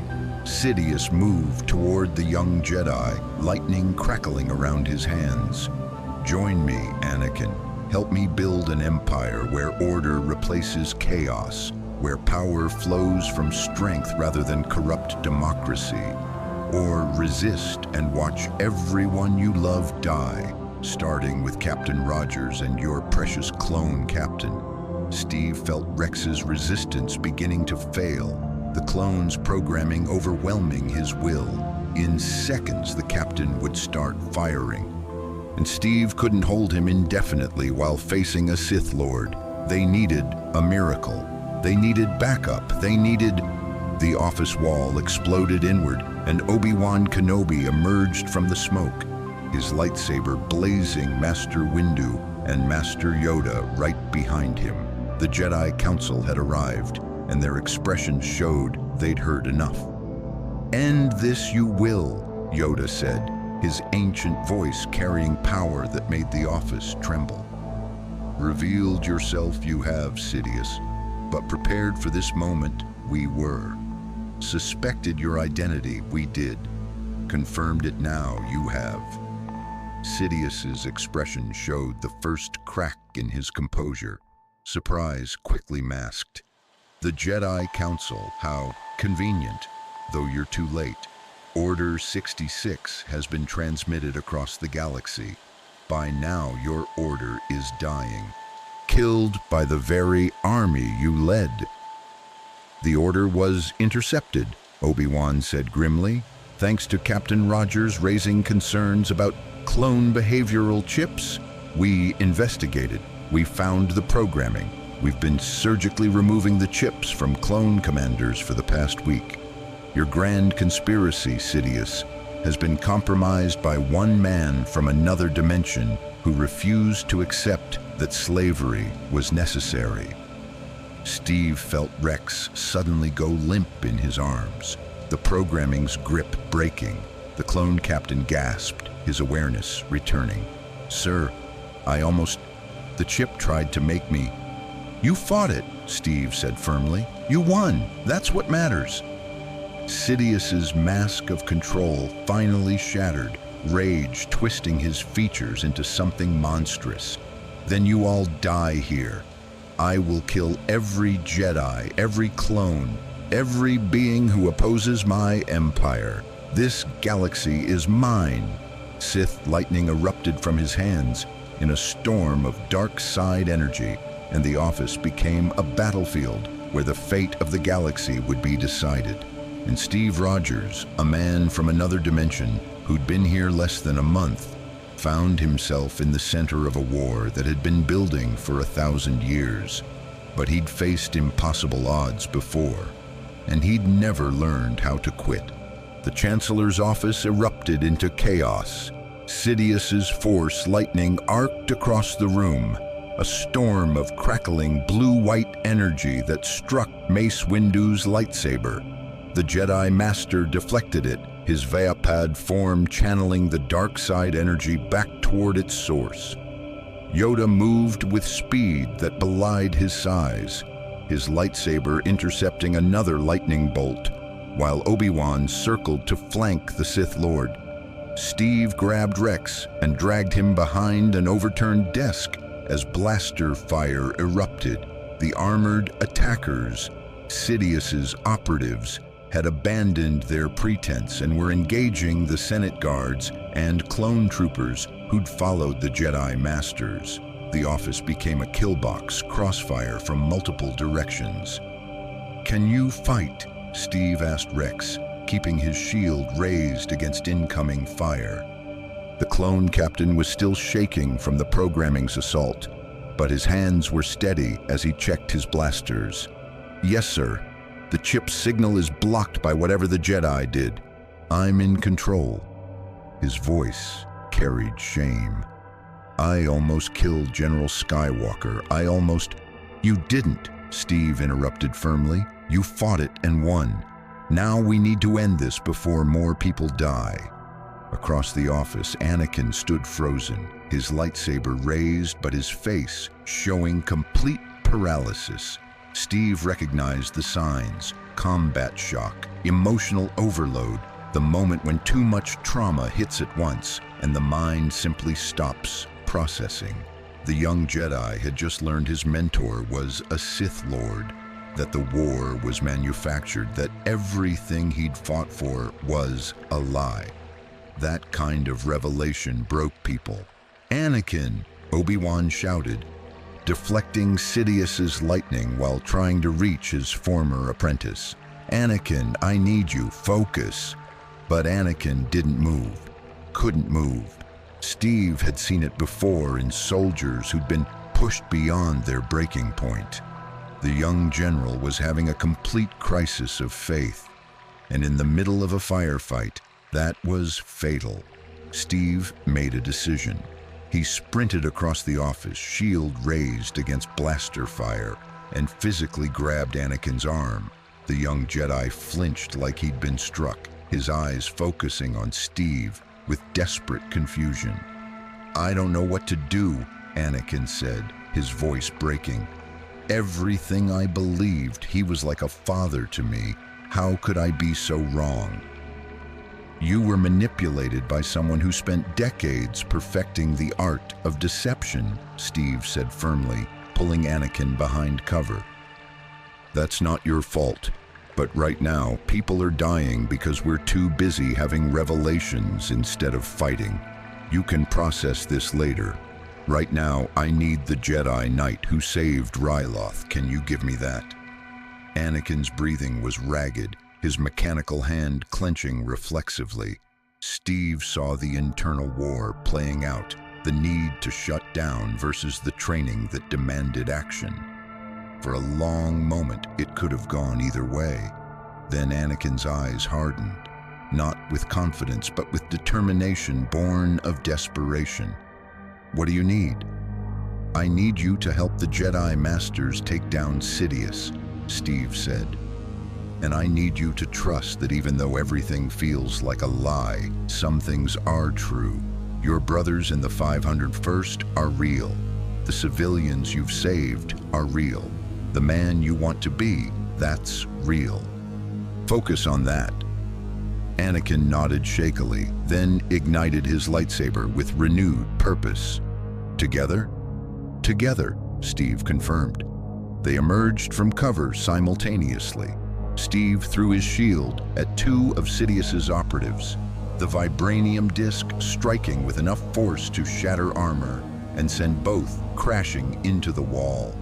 Anakin used the force to hurl a massive desk at another cluster of enemies, then followed up with his lightsaber, his form aggressive but controlled.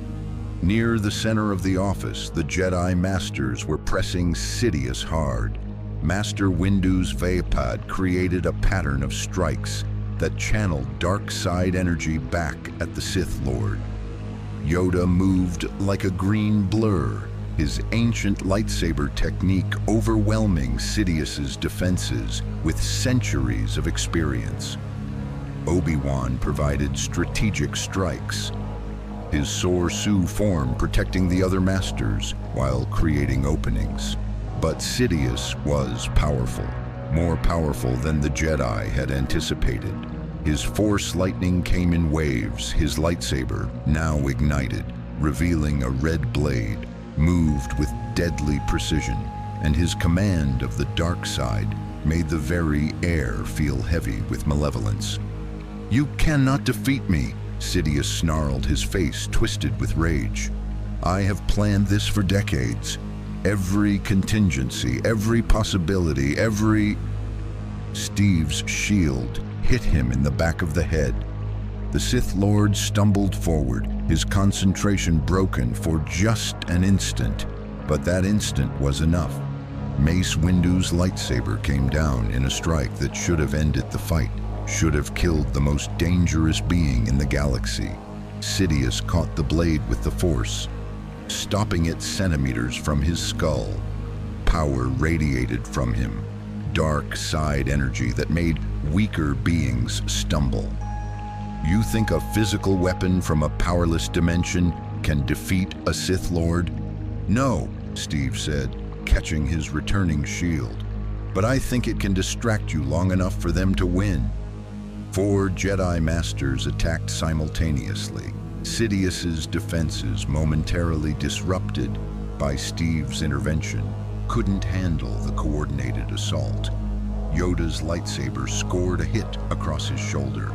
Obi-Wan's blade cut through his robes, leaving a burning line across his ribs.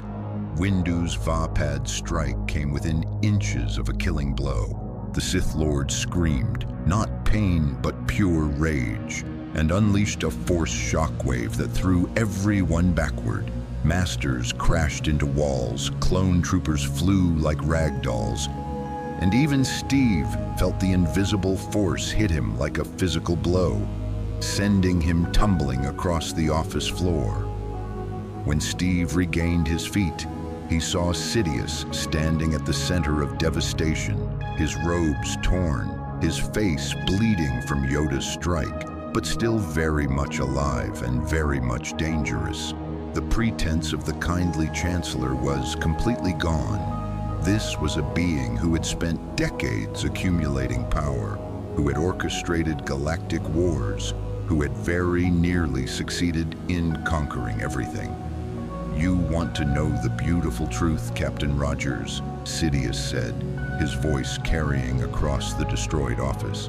"You're right about all of it. The clones are slaves. The Republic is corrupt. The war is manufactured. But you're naive if you think exposing these truths changes anything. The galaxy needs order, needs control, needs someone willing to make the hard choices. And I am that someone." "The hard choices," Steve replied, retrieving his shield. "You mean murdering innocents and calling it strategy, enslaving millions and calling it necessity, destroying democracy and calling it order. I've heard that speech before. Different language, different dimension, same evil wrapped in pragmatic justification." "Evil?" Sidious laughed, the sound carrying genuine amusement despite his injuries. "I'm not evil, Captain. I'm inevitable. With or without the Jedi's interference, my empire will rise. The clone army will execute my commands, even if you've removed some chips. There are millions more across the galaxy. The Senate is already conditioned to accept authoritarian control. And the people," his smile was predatory, "the people are tired of war. They'll accept my empire just to make the fighting stop. I've already won. This battle changes nothing." "It changes everything," Anakin said, stepping forward with his lightsaber raised. His voice was still shaky, but there was conviction in it. "You're right about one thing. The Republic is failing. It's corrupt. It's lost its way. It treats people like the clones as expendable. But the solution isn't tyranny. It's not trading one form of oppression for another. It's finding a better way. Steve showed me that. He showed all of us that." Sidious's expression twisted with contempt. "The dimensional traveler showed you sentiment and called it wisdom. But sentiment doesn't govern galaxies, Anakin. Power does. And you still have the power to join me, to become Darth Vader, to rule this empire as my apprentice." We can bring order to chaos, end this war on our terms, create the galaxy your mother would have wanted you to save. It was a masterful manipulation, invoking Anakin's dead mother, his hero complex, his desire to save people. Steve saw the young Jedi waver, saw the conflict in his expression.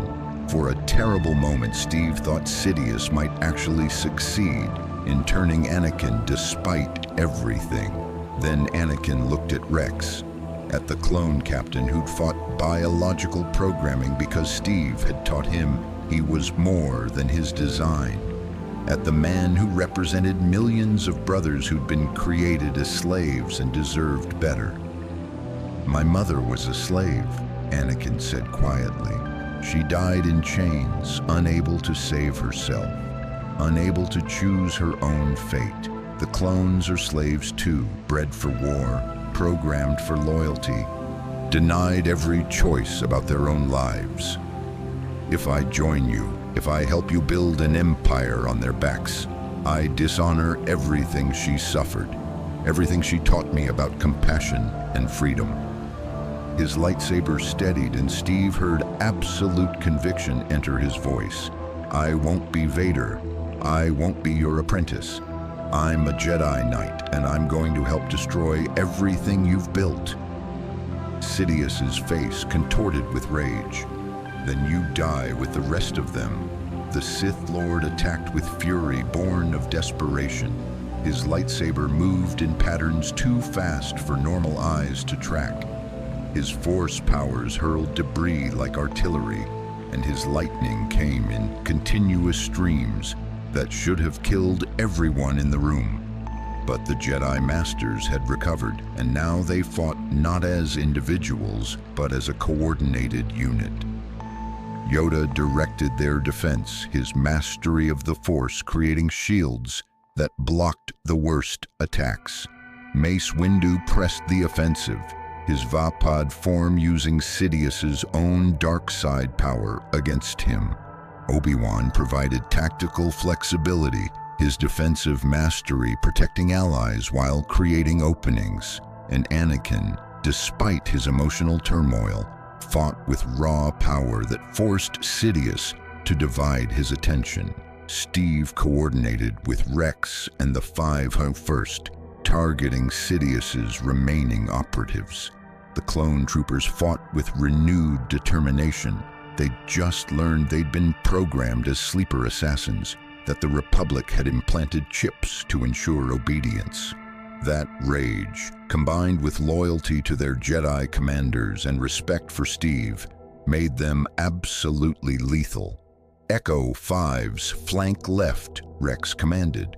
"Hard case, suppressing fire on the window positions. Captain Rogers, those droids near the door." "Already on it," Steve replied, throwing his shield at a cluster of battle droids that had emerged as reinforcements.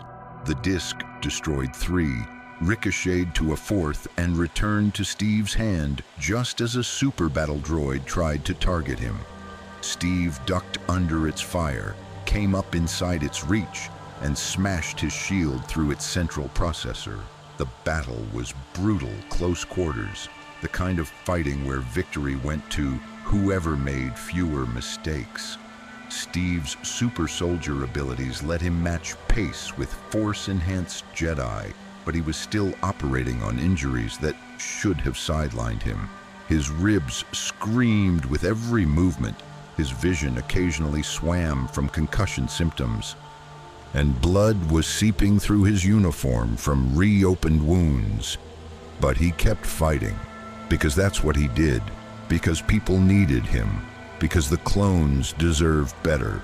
The Republic deserved a chance to be what it claimed, and Sidious deserved to lose after decades of manipulation. "He's weakening," Obi-Wan called out. "The injury from Yoda, it's affecting his force control." Steve saw it too. Sidious's movements were slightly slower, his lightning slightly less intense. The Sith Lord was powerful, but he was also old, and he'd taken serious damage from Yoda's strike. The accumulated injuries from 4 Jedi Masters, plus Steve's shield strikes, were adding up. "Anakin, now," Mace Windu commanded. "Strike now." Anakin moved with force-enhanced speed, his lightsaber coming down in a strike that combined every technique he'd learned. Sidious tried to block, but Obi-Wan was already there, his blade binding the Sith Lord's defense.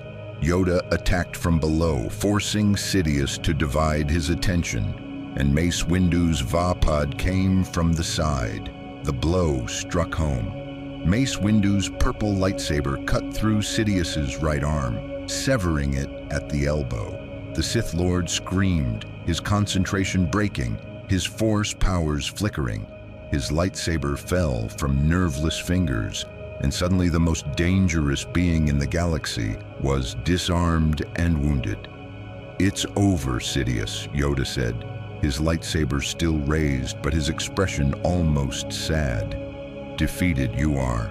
Your conspiracy exposed. Your empire prevented. Surrender you must."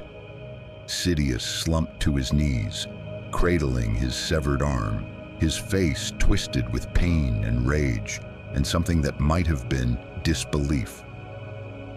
He'd been so close, decades of planning, countless manipulations, and it had all come undone because of interference he'd never anticipated. "You think this ends my plans?" Sidious gasped. "The Senate still wants order. The people still fear chaos. The clone army still exists, programmed and waiting. I've corrupted everything the Republic stood for, and you can't undo that by defeating me in combat."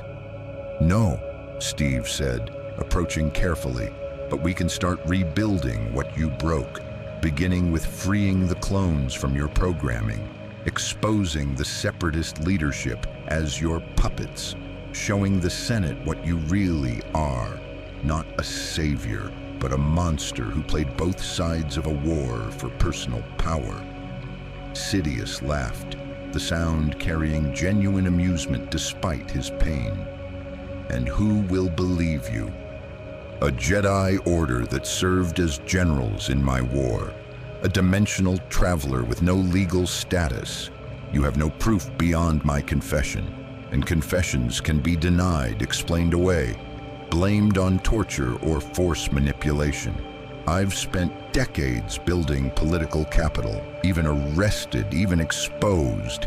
I have allies in the Senate who will defend me." "Then we'll show them the evidence," Obi-Wan said.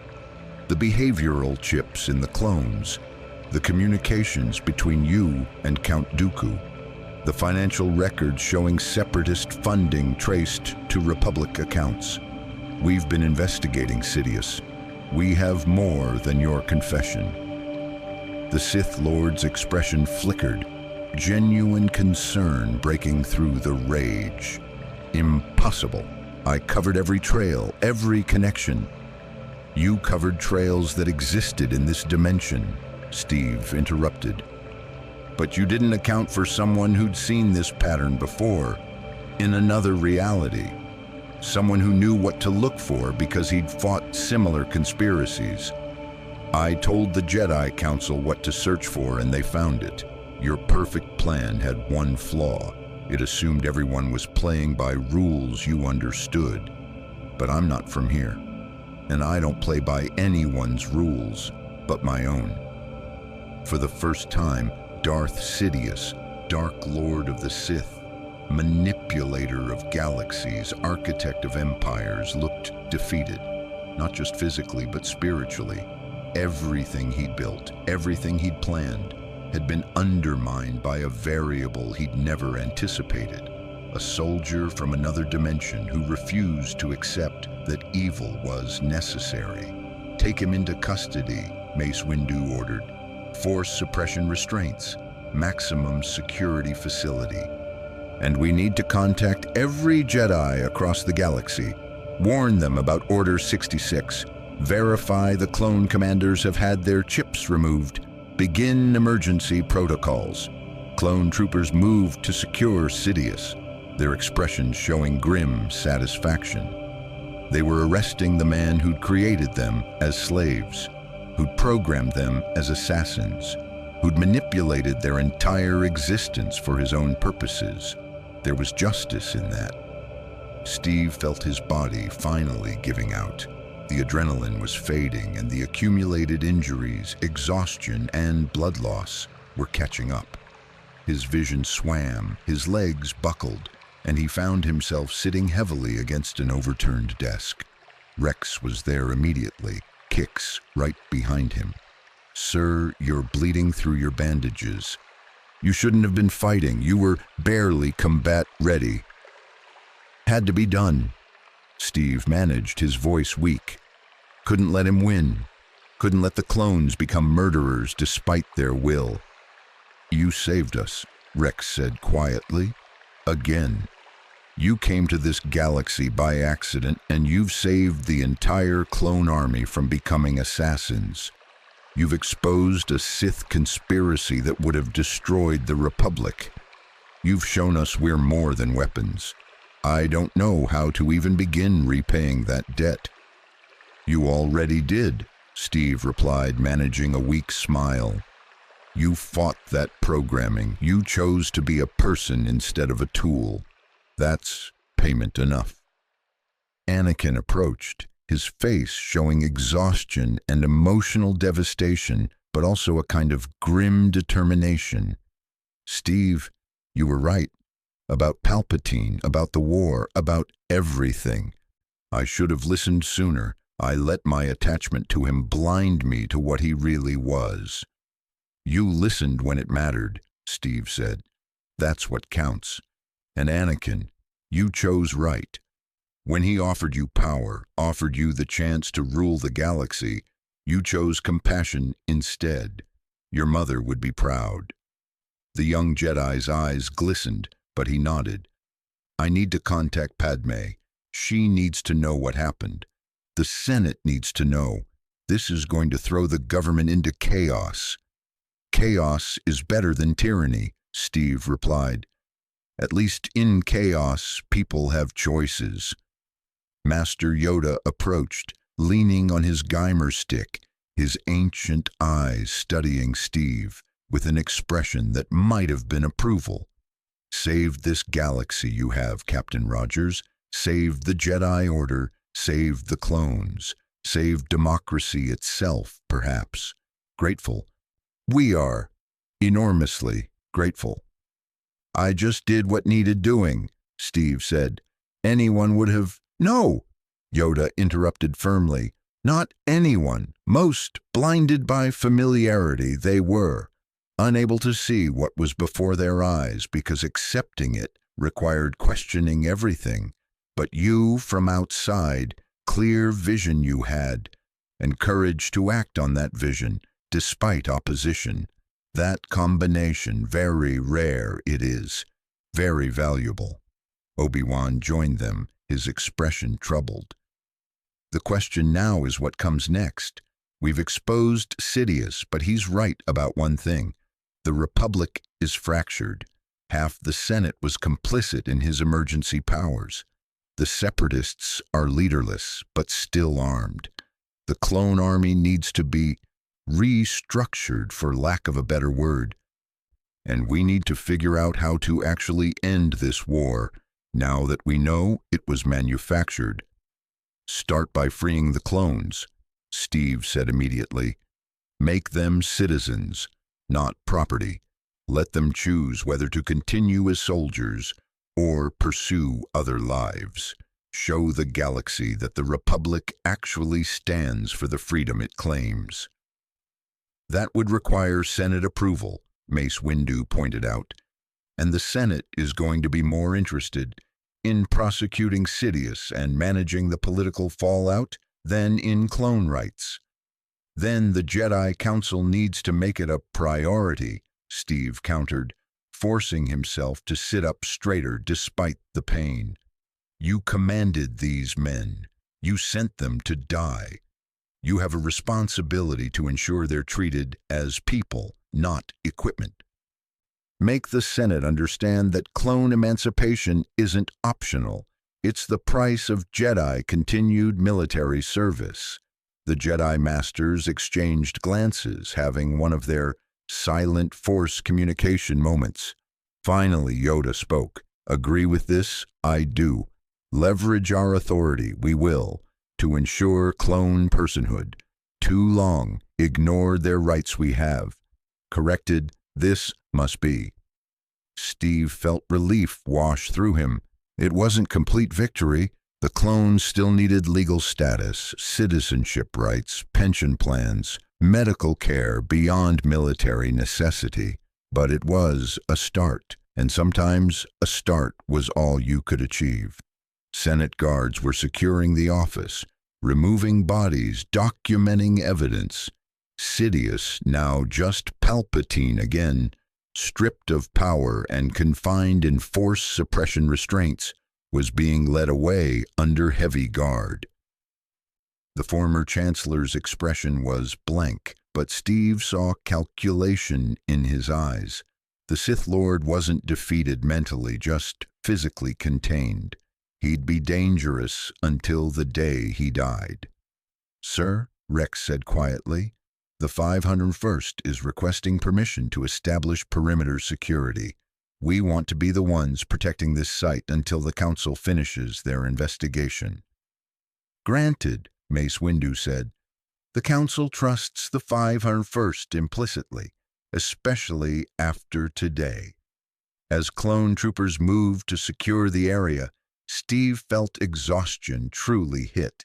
He'd been in this galaxy for less than a month, and in that time, he'd fought battles on multiple worlds, defended clone nurseries, exposed a Sith conspiracy, and helped prevent the fall of the Jedi Order. It felt like years of action compressed into weeks. Captain Rogers needs immediate medical attention, Kix announced, his medic's authority overriding even Jedi Masters.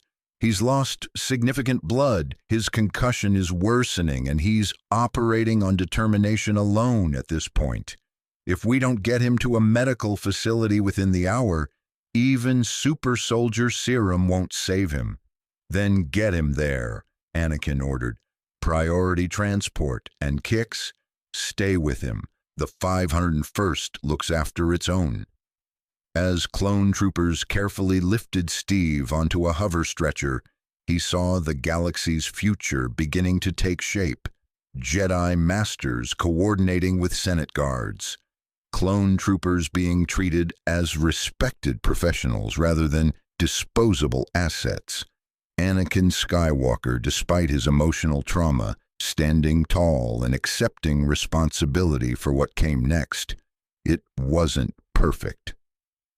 The war wasn't over. The Separatists still needed to be dealt with, though negotiations would be easier without Sidious pulling strings. The Republic's government needed massive reforms. The clones needed citizenship and rights. And Steve himself needed to figure out if he could ever return to his own dimension, or if he was permanently stranded here. But they'd won. Against impossible odds, against a conspiracy decades in the making, against a Sith Lord who'd nearly conquered the galaxy, they'd won. Because one man from another dimension had refused to accept that evil was necessary, had refused to compromise on principles, had shown soldiers bred for war that they were people who deserved choices. Sometimes that's all it took to change everything. One person who cared enough to fight for what was right, even when everyone else said it was impossible. Steve Rogers had been that person in his own dimension. He'd been that person in the Marvel Universe, and now he'd been that person in a galaxy far, far away. Some things, he reflected as consciousness faded, were truly universal. Evil could be fought. Good could win. And ordinary people, or extraordinary people in ordinary moments, could make the difference between tyranny and freedom. That was worth fighting for. Across any dimension, any galaxy, any reality. That was what made you Captain America, even when you were light years from America itself. 6 weeks after Sidious's fall, Steve Rogers stood on a balcony of the Jedi Temple, looking out over Coruscant as the sun set. The city planet blazed with light, as it always did, but something fundamental had changed. The war was ending, not through military victory, but through negotiation. Without Sidious manipulating both sides, the separatist leadership had agreed to peace talks. Count Dooku, revealed as Sidious's apprentice, had been captured and was awaiting trial. The Republic Senate, purged of Sidious's most corrupt allies, was slowly beginning to function as an actual democracy rather than a rubber stamp for emergency powers. And the clones were free. The Clone Rights Act had passed 3 days ago. Narrow margin, fierce debate, but it had passed. Every clone trooper in the Grand Army of the Republic was now a legal citizen with full rights, including the choice to remain in military service or pursue civilian life. The Senate had also mandated removal of all behavioral chips, funded medical care beyond combat injuries, and established pension programs for clones who'd already served. It wasn't perfect. Millions of clones had no idea what to do with freedom after being bred for war. The galaxy's economy was struggling to absorb hundreds of thousands of former soldiers seeking civilian work. And prejudice against clones, beings created in laboratories rather than born, remained a serious problem in many systems. But it was progress, real, measurable progress toward treating people as people rather than weapons. "I thought I'd find you here," Anakin's voice came from behind. The young Jedi joined Steve at the balcony railing, his expression more peaceful than Steve had seen since the Palpatine revelation. "Obi-Wan says you're considering the Jedi Council's offer." Steve nodded.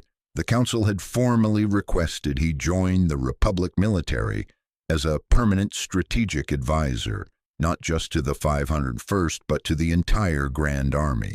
They'd offered rank, authority, and resources, everything he'd need to continue helping the clones and fighting the war's remnants. "I'm considering it," Steve confirmed, "but I'm also considering the other options." "Other options?" "Rex approached me yesterday. Several clone commanders have been talking about forming their own organization. Former soldiers helping current soldiers transition to civilian life, advocating for clone rights. Building communities where clones can figure out who they are beyond military service. They want me to help lead it." Anakin leaned on the railing, his mechanical hand gleaming in the sunset. "That sounds more like you than official military service. No offense to the Council's offer." "None taken. I've never been great at following orders when I thought they were wrong." Steve managed a slight smile. "And I've been thinking about what happens after the war ends completely. The clones will need advocates, people who see them as more than former soldiers, people who'll fight for their rights when the galaxy wants to forget about them. Like you fought for them when everyone else just saw equipment," Anakin said quietly. "Steve, you changed everything. The Jedi Order is reforming, reconsidering our role as generals, questioning our emotional detachment, actually listening to people like the clones who we commanded but never truly valued. The Senate is implementing oversight and accountability measures they should have had centuries ago. And the clones," he gestured to the city below, "they're becoming people in the galaxy's eyes, not just soldiers. That's because of you." "That's because of a lot of people making hard choices," Steve corrected. "You chose to reject Sidious despite everything he'd meant to you. Obi-Wan and the Council chose to investigate uncomfortable truths about Republic corruption. Rex and his brothers chose to fight biological programming and assert their personhood. I just pointed out what needed to change. Other people did the actual changing. Don't diminish what you did, Anakin replied firmly. Pointing out injustice when everyone else has accepted it as necessary, that takes courage. Acting on those observations despite opposition from every authority structure, that takes more courage than any lightsaber combat. You showed me that power means nothing without compassion. That being the chosen one doesn't matter if you choose wrong. Steve studied the young Jedi. How are you doing? Really? Anakin was quiet for a long moment. It's hard. Learning that someone I loved, someone who'd been a father figure since I was 9, was manipulating me for decades, grooming me to become a Sith Lord. It broke something. I don't trust my own judgment anymore. Every choice feels suspect, like maybe I'm still being influenced without knowing it. That's normal after manipulation trauma, Steve said gently. The fact that you're questioning yourself shows you've learned from it. The dangerous thing would be if you became certain you couldn't be fooled again. That's when manipulators get their second chance. Padme says something similar, Anakin replied. She's been patient, understanding. Even though I hid our relationship from the Jedi Council for 3 years, because I was too afraid of their judgment to trust them with the truth. He paused. I'm not hiding anymore. I told the council about our marriage. They weren't happy. But Obi-Wan pointed out that forbidding attachments didn't prevent Sidious from manipulating me through my feelings. It just meant I couldn't talk about those feelings with anyone who might have recognized the manipulation. So the council's reconsidering the attachment prohibition. Progress, Steve observed. Hard-won, painful progress, but progress nonetheless. They stood in comfortable silence for a while, watching speeders flow through Coruscant's aerial traffic lanes like glowing rivers.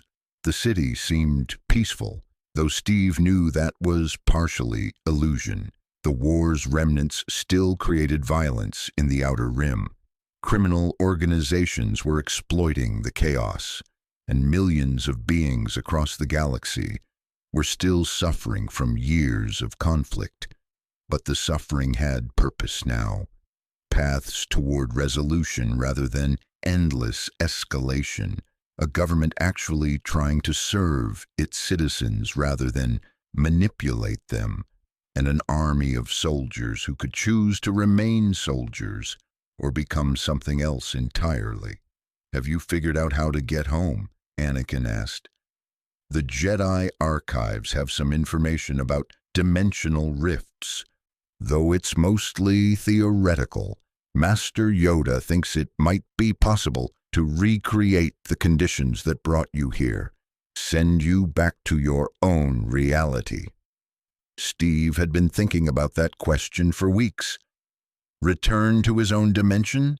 See Earth again? Reunite with whatever remained of the Avengers? Continue fighting the battles he'd left unfinished? Or stay here in a galaxy that needed him, among people, clones especially, who'd come to see him as more than just a soldier from elsewhere? I don't know, Steve admitted. Part of me wants to go home, but another part recognizes that I've become part of something here. The clones look to me as someone who fought for them when no one else would. If I leave now, while they're still figuring out freedom, it feels like abandoning them. They'd understand, Anakin said. Every clone I've talked to says the same thing. You've given them more than anyone had a right to expect. You've earned the right to your own choices, including the choice to return home. Maybe, Steve replied, but understanding doesn't mean it wouldn't hurt them, and it doesn't mean I wouldn't regret it. He turned to face Anakin fully. In my dimension, I lost something, Everyone I knew, everyone I fought beside, they're gone. 70 years in the past or dead. I woke up in a future that didn't need Captain America the way the past did. Here I'm needed. The clones need advocates. The Republic needs people willing to question authority. This galaxy needs someone who will fight for principles instead of political expediency. So you're staying, Anakin concluded. I'm staying, Steve confirmed, at least for now. Maybe someday I'll figure out how to return home for a visit, see if anything I left behind is worth retrieving. But for now, this is where I can do the most good. Anakin gripped Steve's shoulder. Then the galaxy is lucky to have you, and I'm lucky to call you a friend. The balcony doors opened and Rex entered in dress uniform, the 501st Blue prominent on pristine white armor. The clone captain saluted sharply. Captain Rogers, General Skywalker, I'm interrupting, aren't I? Never, Steve replied. What's going on? The new Clone Veterans Organization is holding its founding meeting in 1 hour. Commander Cody, Commander Wolf, Commander Bly, and about 40 other clone officers are already there. They're asking if you're coming, sir. We can't exactly start without the man who inspired the whole thing. Steve felt emotion catch in his throat. The Clone Veterans Organization, you're really doing this. We're really doing this, Rex confirmed. Helping our brothers transition to civilian life, advocating for clone rights with the Senate, building support networks so clones who leave military service aren't alone. It's going to be hard. Most of us have never known anything but war. But you taught us that we're more than soldiers. Now we need to prove it to ourselves. You don't need me for that, Steve said. You're already proving it every day. Every clone who makes a choice about their own future proves it. But we want you with us anyway, Rex replied. Not as a commander, as a brother, as someone who sees us as people worth standing beside. Not just worth protecting. Will you join us, sir? Steve looked at Anakin, who smiled and nodded. Then back at Rex, at the clone captain who'd become far more than just a soldier under his command.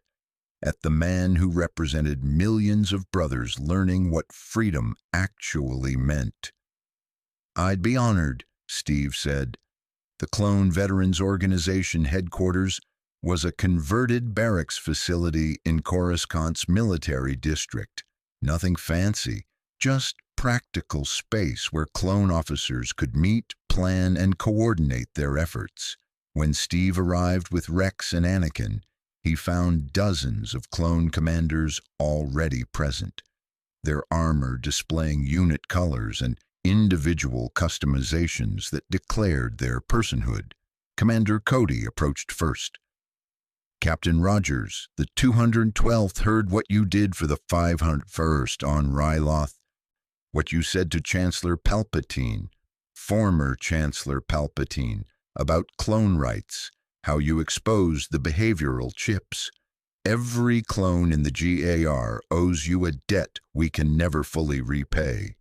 You don't owe me anything, Steve replied. You've already paid every debt by being yourselves, by fighting programming that tried to make you murderers, by choosing to become more than you were designed to be. Other commanders gathered, Wolf with his distinctive scar, Bly with his yellow markings, Fox from Coruscant Guard, Gregor recently recovered from amnesia, each one representing thousands of clone troopers learning to navigate freedom, each one carrying the weight of brothers who hadn't survived to see liberation. We've drafted a mission statement, Commander Bly said, pulling up a holographic display. We want your input before we finalize it. Steve read the projected text. The Clone Veterans Organization exists to advocate for clone rights, assist clone transition to civilian life, honor clone sacrifices, and ensure that beings created for war are recognized as people deserving dignity, choice, and futures beyond military service. We are brothers united not by genetics alone, but by shared experience, mutual respect, and determination to prove that freedom is worth the struggle to claim it. "It's perfect," Steve said, his voice thick with emotion. "Don't change a word." "There's more," Rex said. "We want to establish scholarships for clones pursuing education, medical support for clones dealing with accelerated aging issues, job training programs, counseling for those struggling with PTSD from the war. We need funding, political support, and public awareness. It's going to be a fight." "Then it's a fight worth having," Steve replied, "and I'm with you every step of the way." The meeting proceeded with military efficiency. Clone officers were nothing if not organized.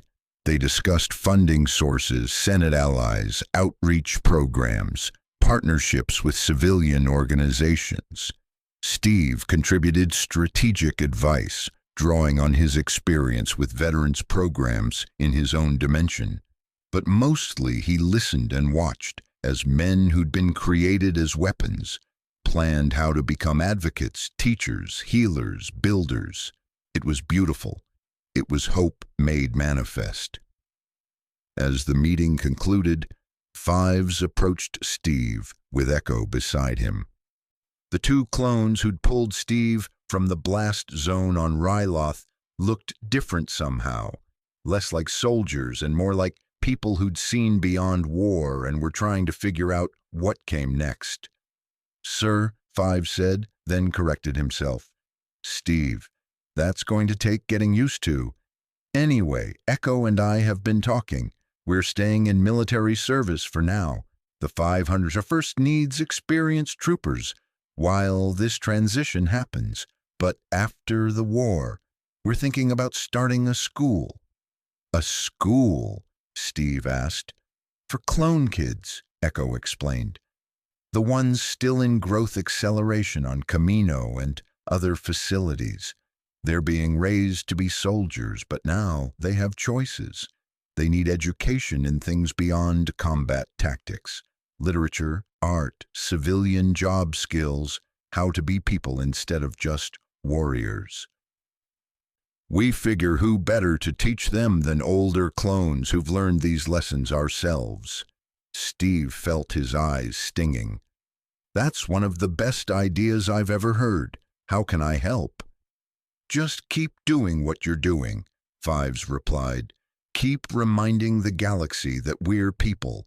Keep fighting for us when politicians want to forget we exist. Keep being the first person who looked at clones and saw brothers instead of equipment." Before Steve could respond, an alert chimed on Rex's comm unit. The clone captain listened for a moment, his expression becoming serious. "Steve, Anakin, the Jedi Council is requesting your immediate presence. They say it's urgent. Something about a dimensional anomaly detected in the outer rim."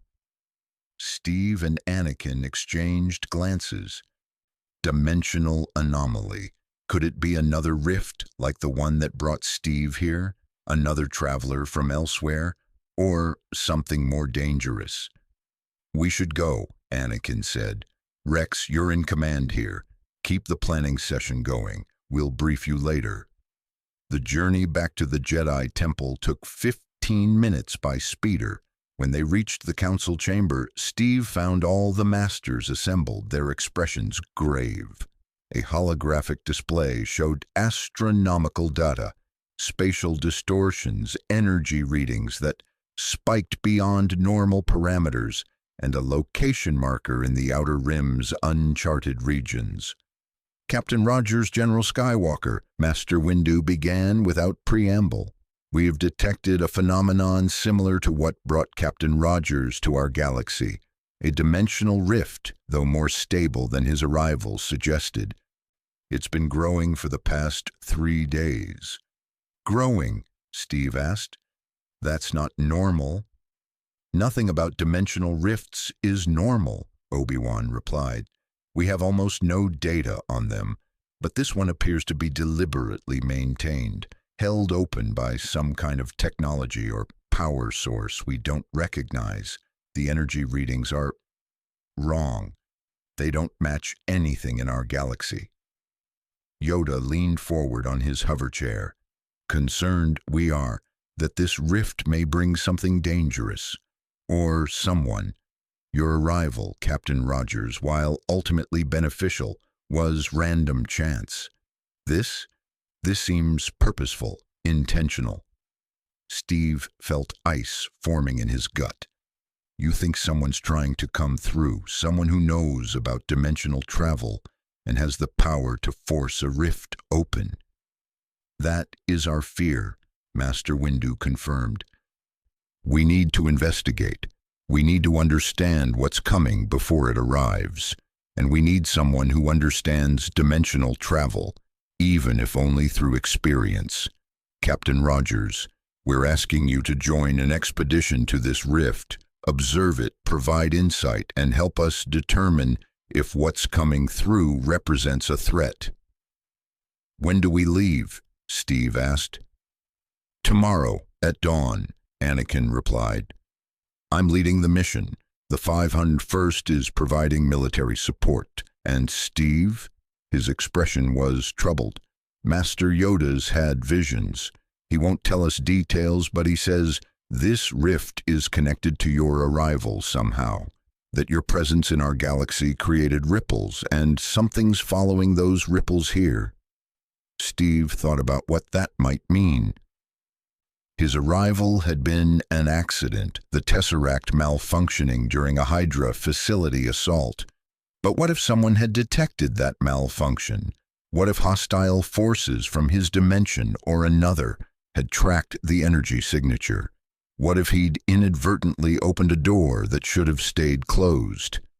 Then we close it, Steve said firmly. Whatever's coming through, whatever threat I might have accidentally invited, we face it together. That's what we do. The Jedi Masters nodded in agreement. Master Yoda's expression was troubled, but approving. The Force works in mysterious ways. Brought you here, it did, for purposes we still do not fully understand. Perhaps to save us from Sidious, perhaps for something else. But trust in you, we do. Trust that even if danger follows in your wake, you will face it with the courage and principle you've already shown. As the meeting concluded and Steve prepared to leave, Obi-Wan caught his arm. Captain, a word in private? They stepped into a side chamber, away from the other masters. Obi-Wan's expression was troubled. The visions Master Yoda mentioned, I've had them too. I see you standing before this rift, shield raised, facing something that's both familiar and alien, something that knows you. And I see a choice that will determine not just your fate, but perhaps the fate of 2 dimensions. What choice? Steve asked. I don't know. The Force shows me images, not explanations, but Captain... Obi-Wan gripped his shoulder. Whatever comes through that rift, remember what you've built here. The clones who see you as a brother. The Republic you helped save. The friends you've made. You have roots here now, even if they weren't the roots you planned. Don't abandon them lightly. I won't, Steve promised. Whatever's coming, we face it together. That's the only way I know how to operate. That evening, Steve stood on the temple balcony one final time before the mission, watching Coruscant's sunset paint the city in gold and shadow. Rex joined him, having finished the Veterans Organization planning session. The brothers wanted me to tell you something, Rex said quietly. They took a vote. It was unanimous. If you have to go back to your dimension, if what's coming through that rift is a way home, they want you to know they understand. You've given us more than we had any right to expect. You've earned the right to return home." Steve felt emotion catch in his throat. "And if I don't want to? If I choose to stay?" "Then you stay," Rex replied simply. "You're one of us now, Steve, not by genetics, by choice. The choice to stand with us when no one else would. The choice to see us as people worth fighting for. That makes you our brother regardless of what dimension you're from." They stood together in comfortable silence, soldier and super soldier, clone and dimensional traveler, brothers who'd found each other across impossible distances. Whatever came through that rift tomorrow, whatever threats or opportunities it represented, Steve knew one thing with absolute certainty. He wasn't alone anymore. He had brothers. He had purpose. He had a galaxy that needed him just as much as he needed it. The dimensional rift awaited investigation. Threats potentially followed in his wake. The Republic still needed reform. The clones still needed advocates, and the war's remnants still required resolution. But that was tomorrow's problem. Tonight, Steve Rogers stood with a brother on a balcony overlooking a city that had become something like home in a dimension that had given him what his own had taken away. A fight that mattered, people who needed him, and the absolute certainty that he was exactly where he needed to be. The Force might work in mysterious ways, but sometimes, Steve reflected, mysteries had simple answers. He'd been brought here not by accident, but by necessity. This galaxy needed him, and he needed it right back. Whatever came through that rift could wait until morning. Right now, he had brothers to stand with, and that was enough. That would always be enough. Captain Steve Rogers had crossed dimensions accidentally, landed in the middle of a galactic war, and fundamentally changed everything. The Clone Wars would end not through Sith manipulation, but through genuine negotiation. The clones would live as free citizens rather than disposable soldiers. The Republic would reform rather than transform into an empire, and the Jedi Order would question its traditions rather than fall to Order 66's betrayal. All because one man from Brooklyn refused to accept that evil was necessary. The dimensional rift in the Outer Rim awaited investigation, bringing unknown threats or perhaps a path home. But Steve had already made his choice. He would face whatever came with his brothers beside him, the 501st at his back, and his shield ready to defend a galaxy that had become worth fighting for. Some would say he was just a soldier doing his duty. Others would call him a hero who saved civilization itself. But Steve Rogers knew the truth. He was simply a man who believed people deserved freedom, dignity, and choice, and who was willing to fight anyone who disagreed. That principle had made him Captain America in his own dimension. It had made him a legend in this one, and it would guide him through whatever came next, whether that meant new battles, difficult choices, or the chance to return home. Because principles weren't dimensional, they were universal, and Steve Rogers would defend them anywhere, anytime, against any threat. The galaxy far, far away had gained its first Avenger, and it would never be quite the same.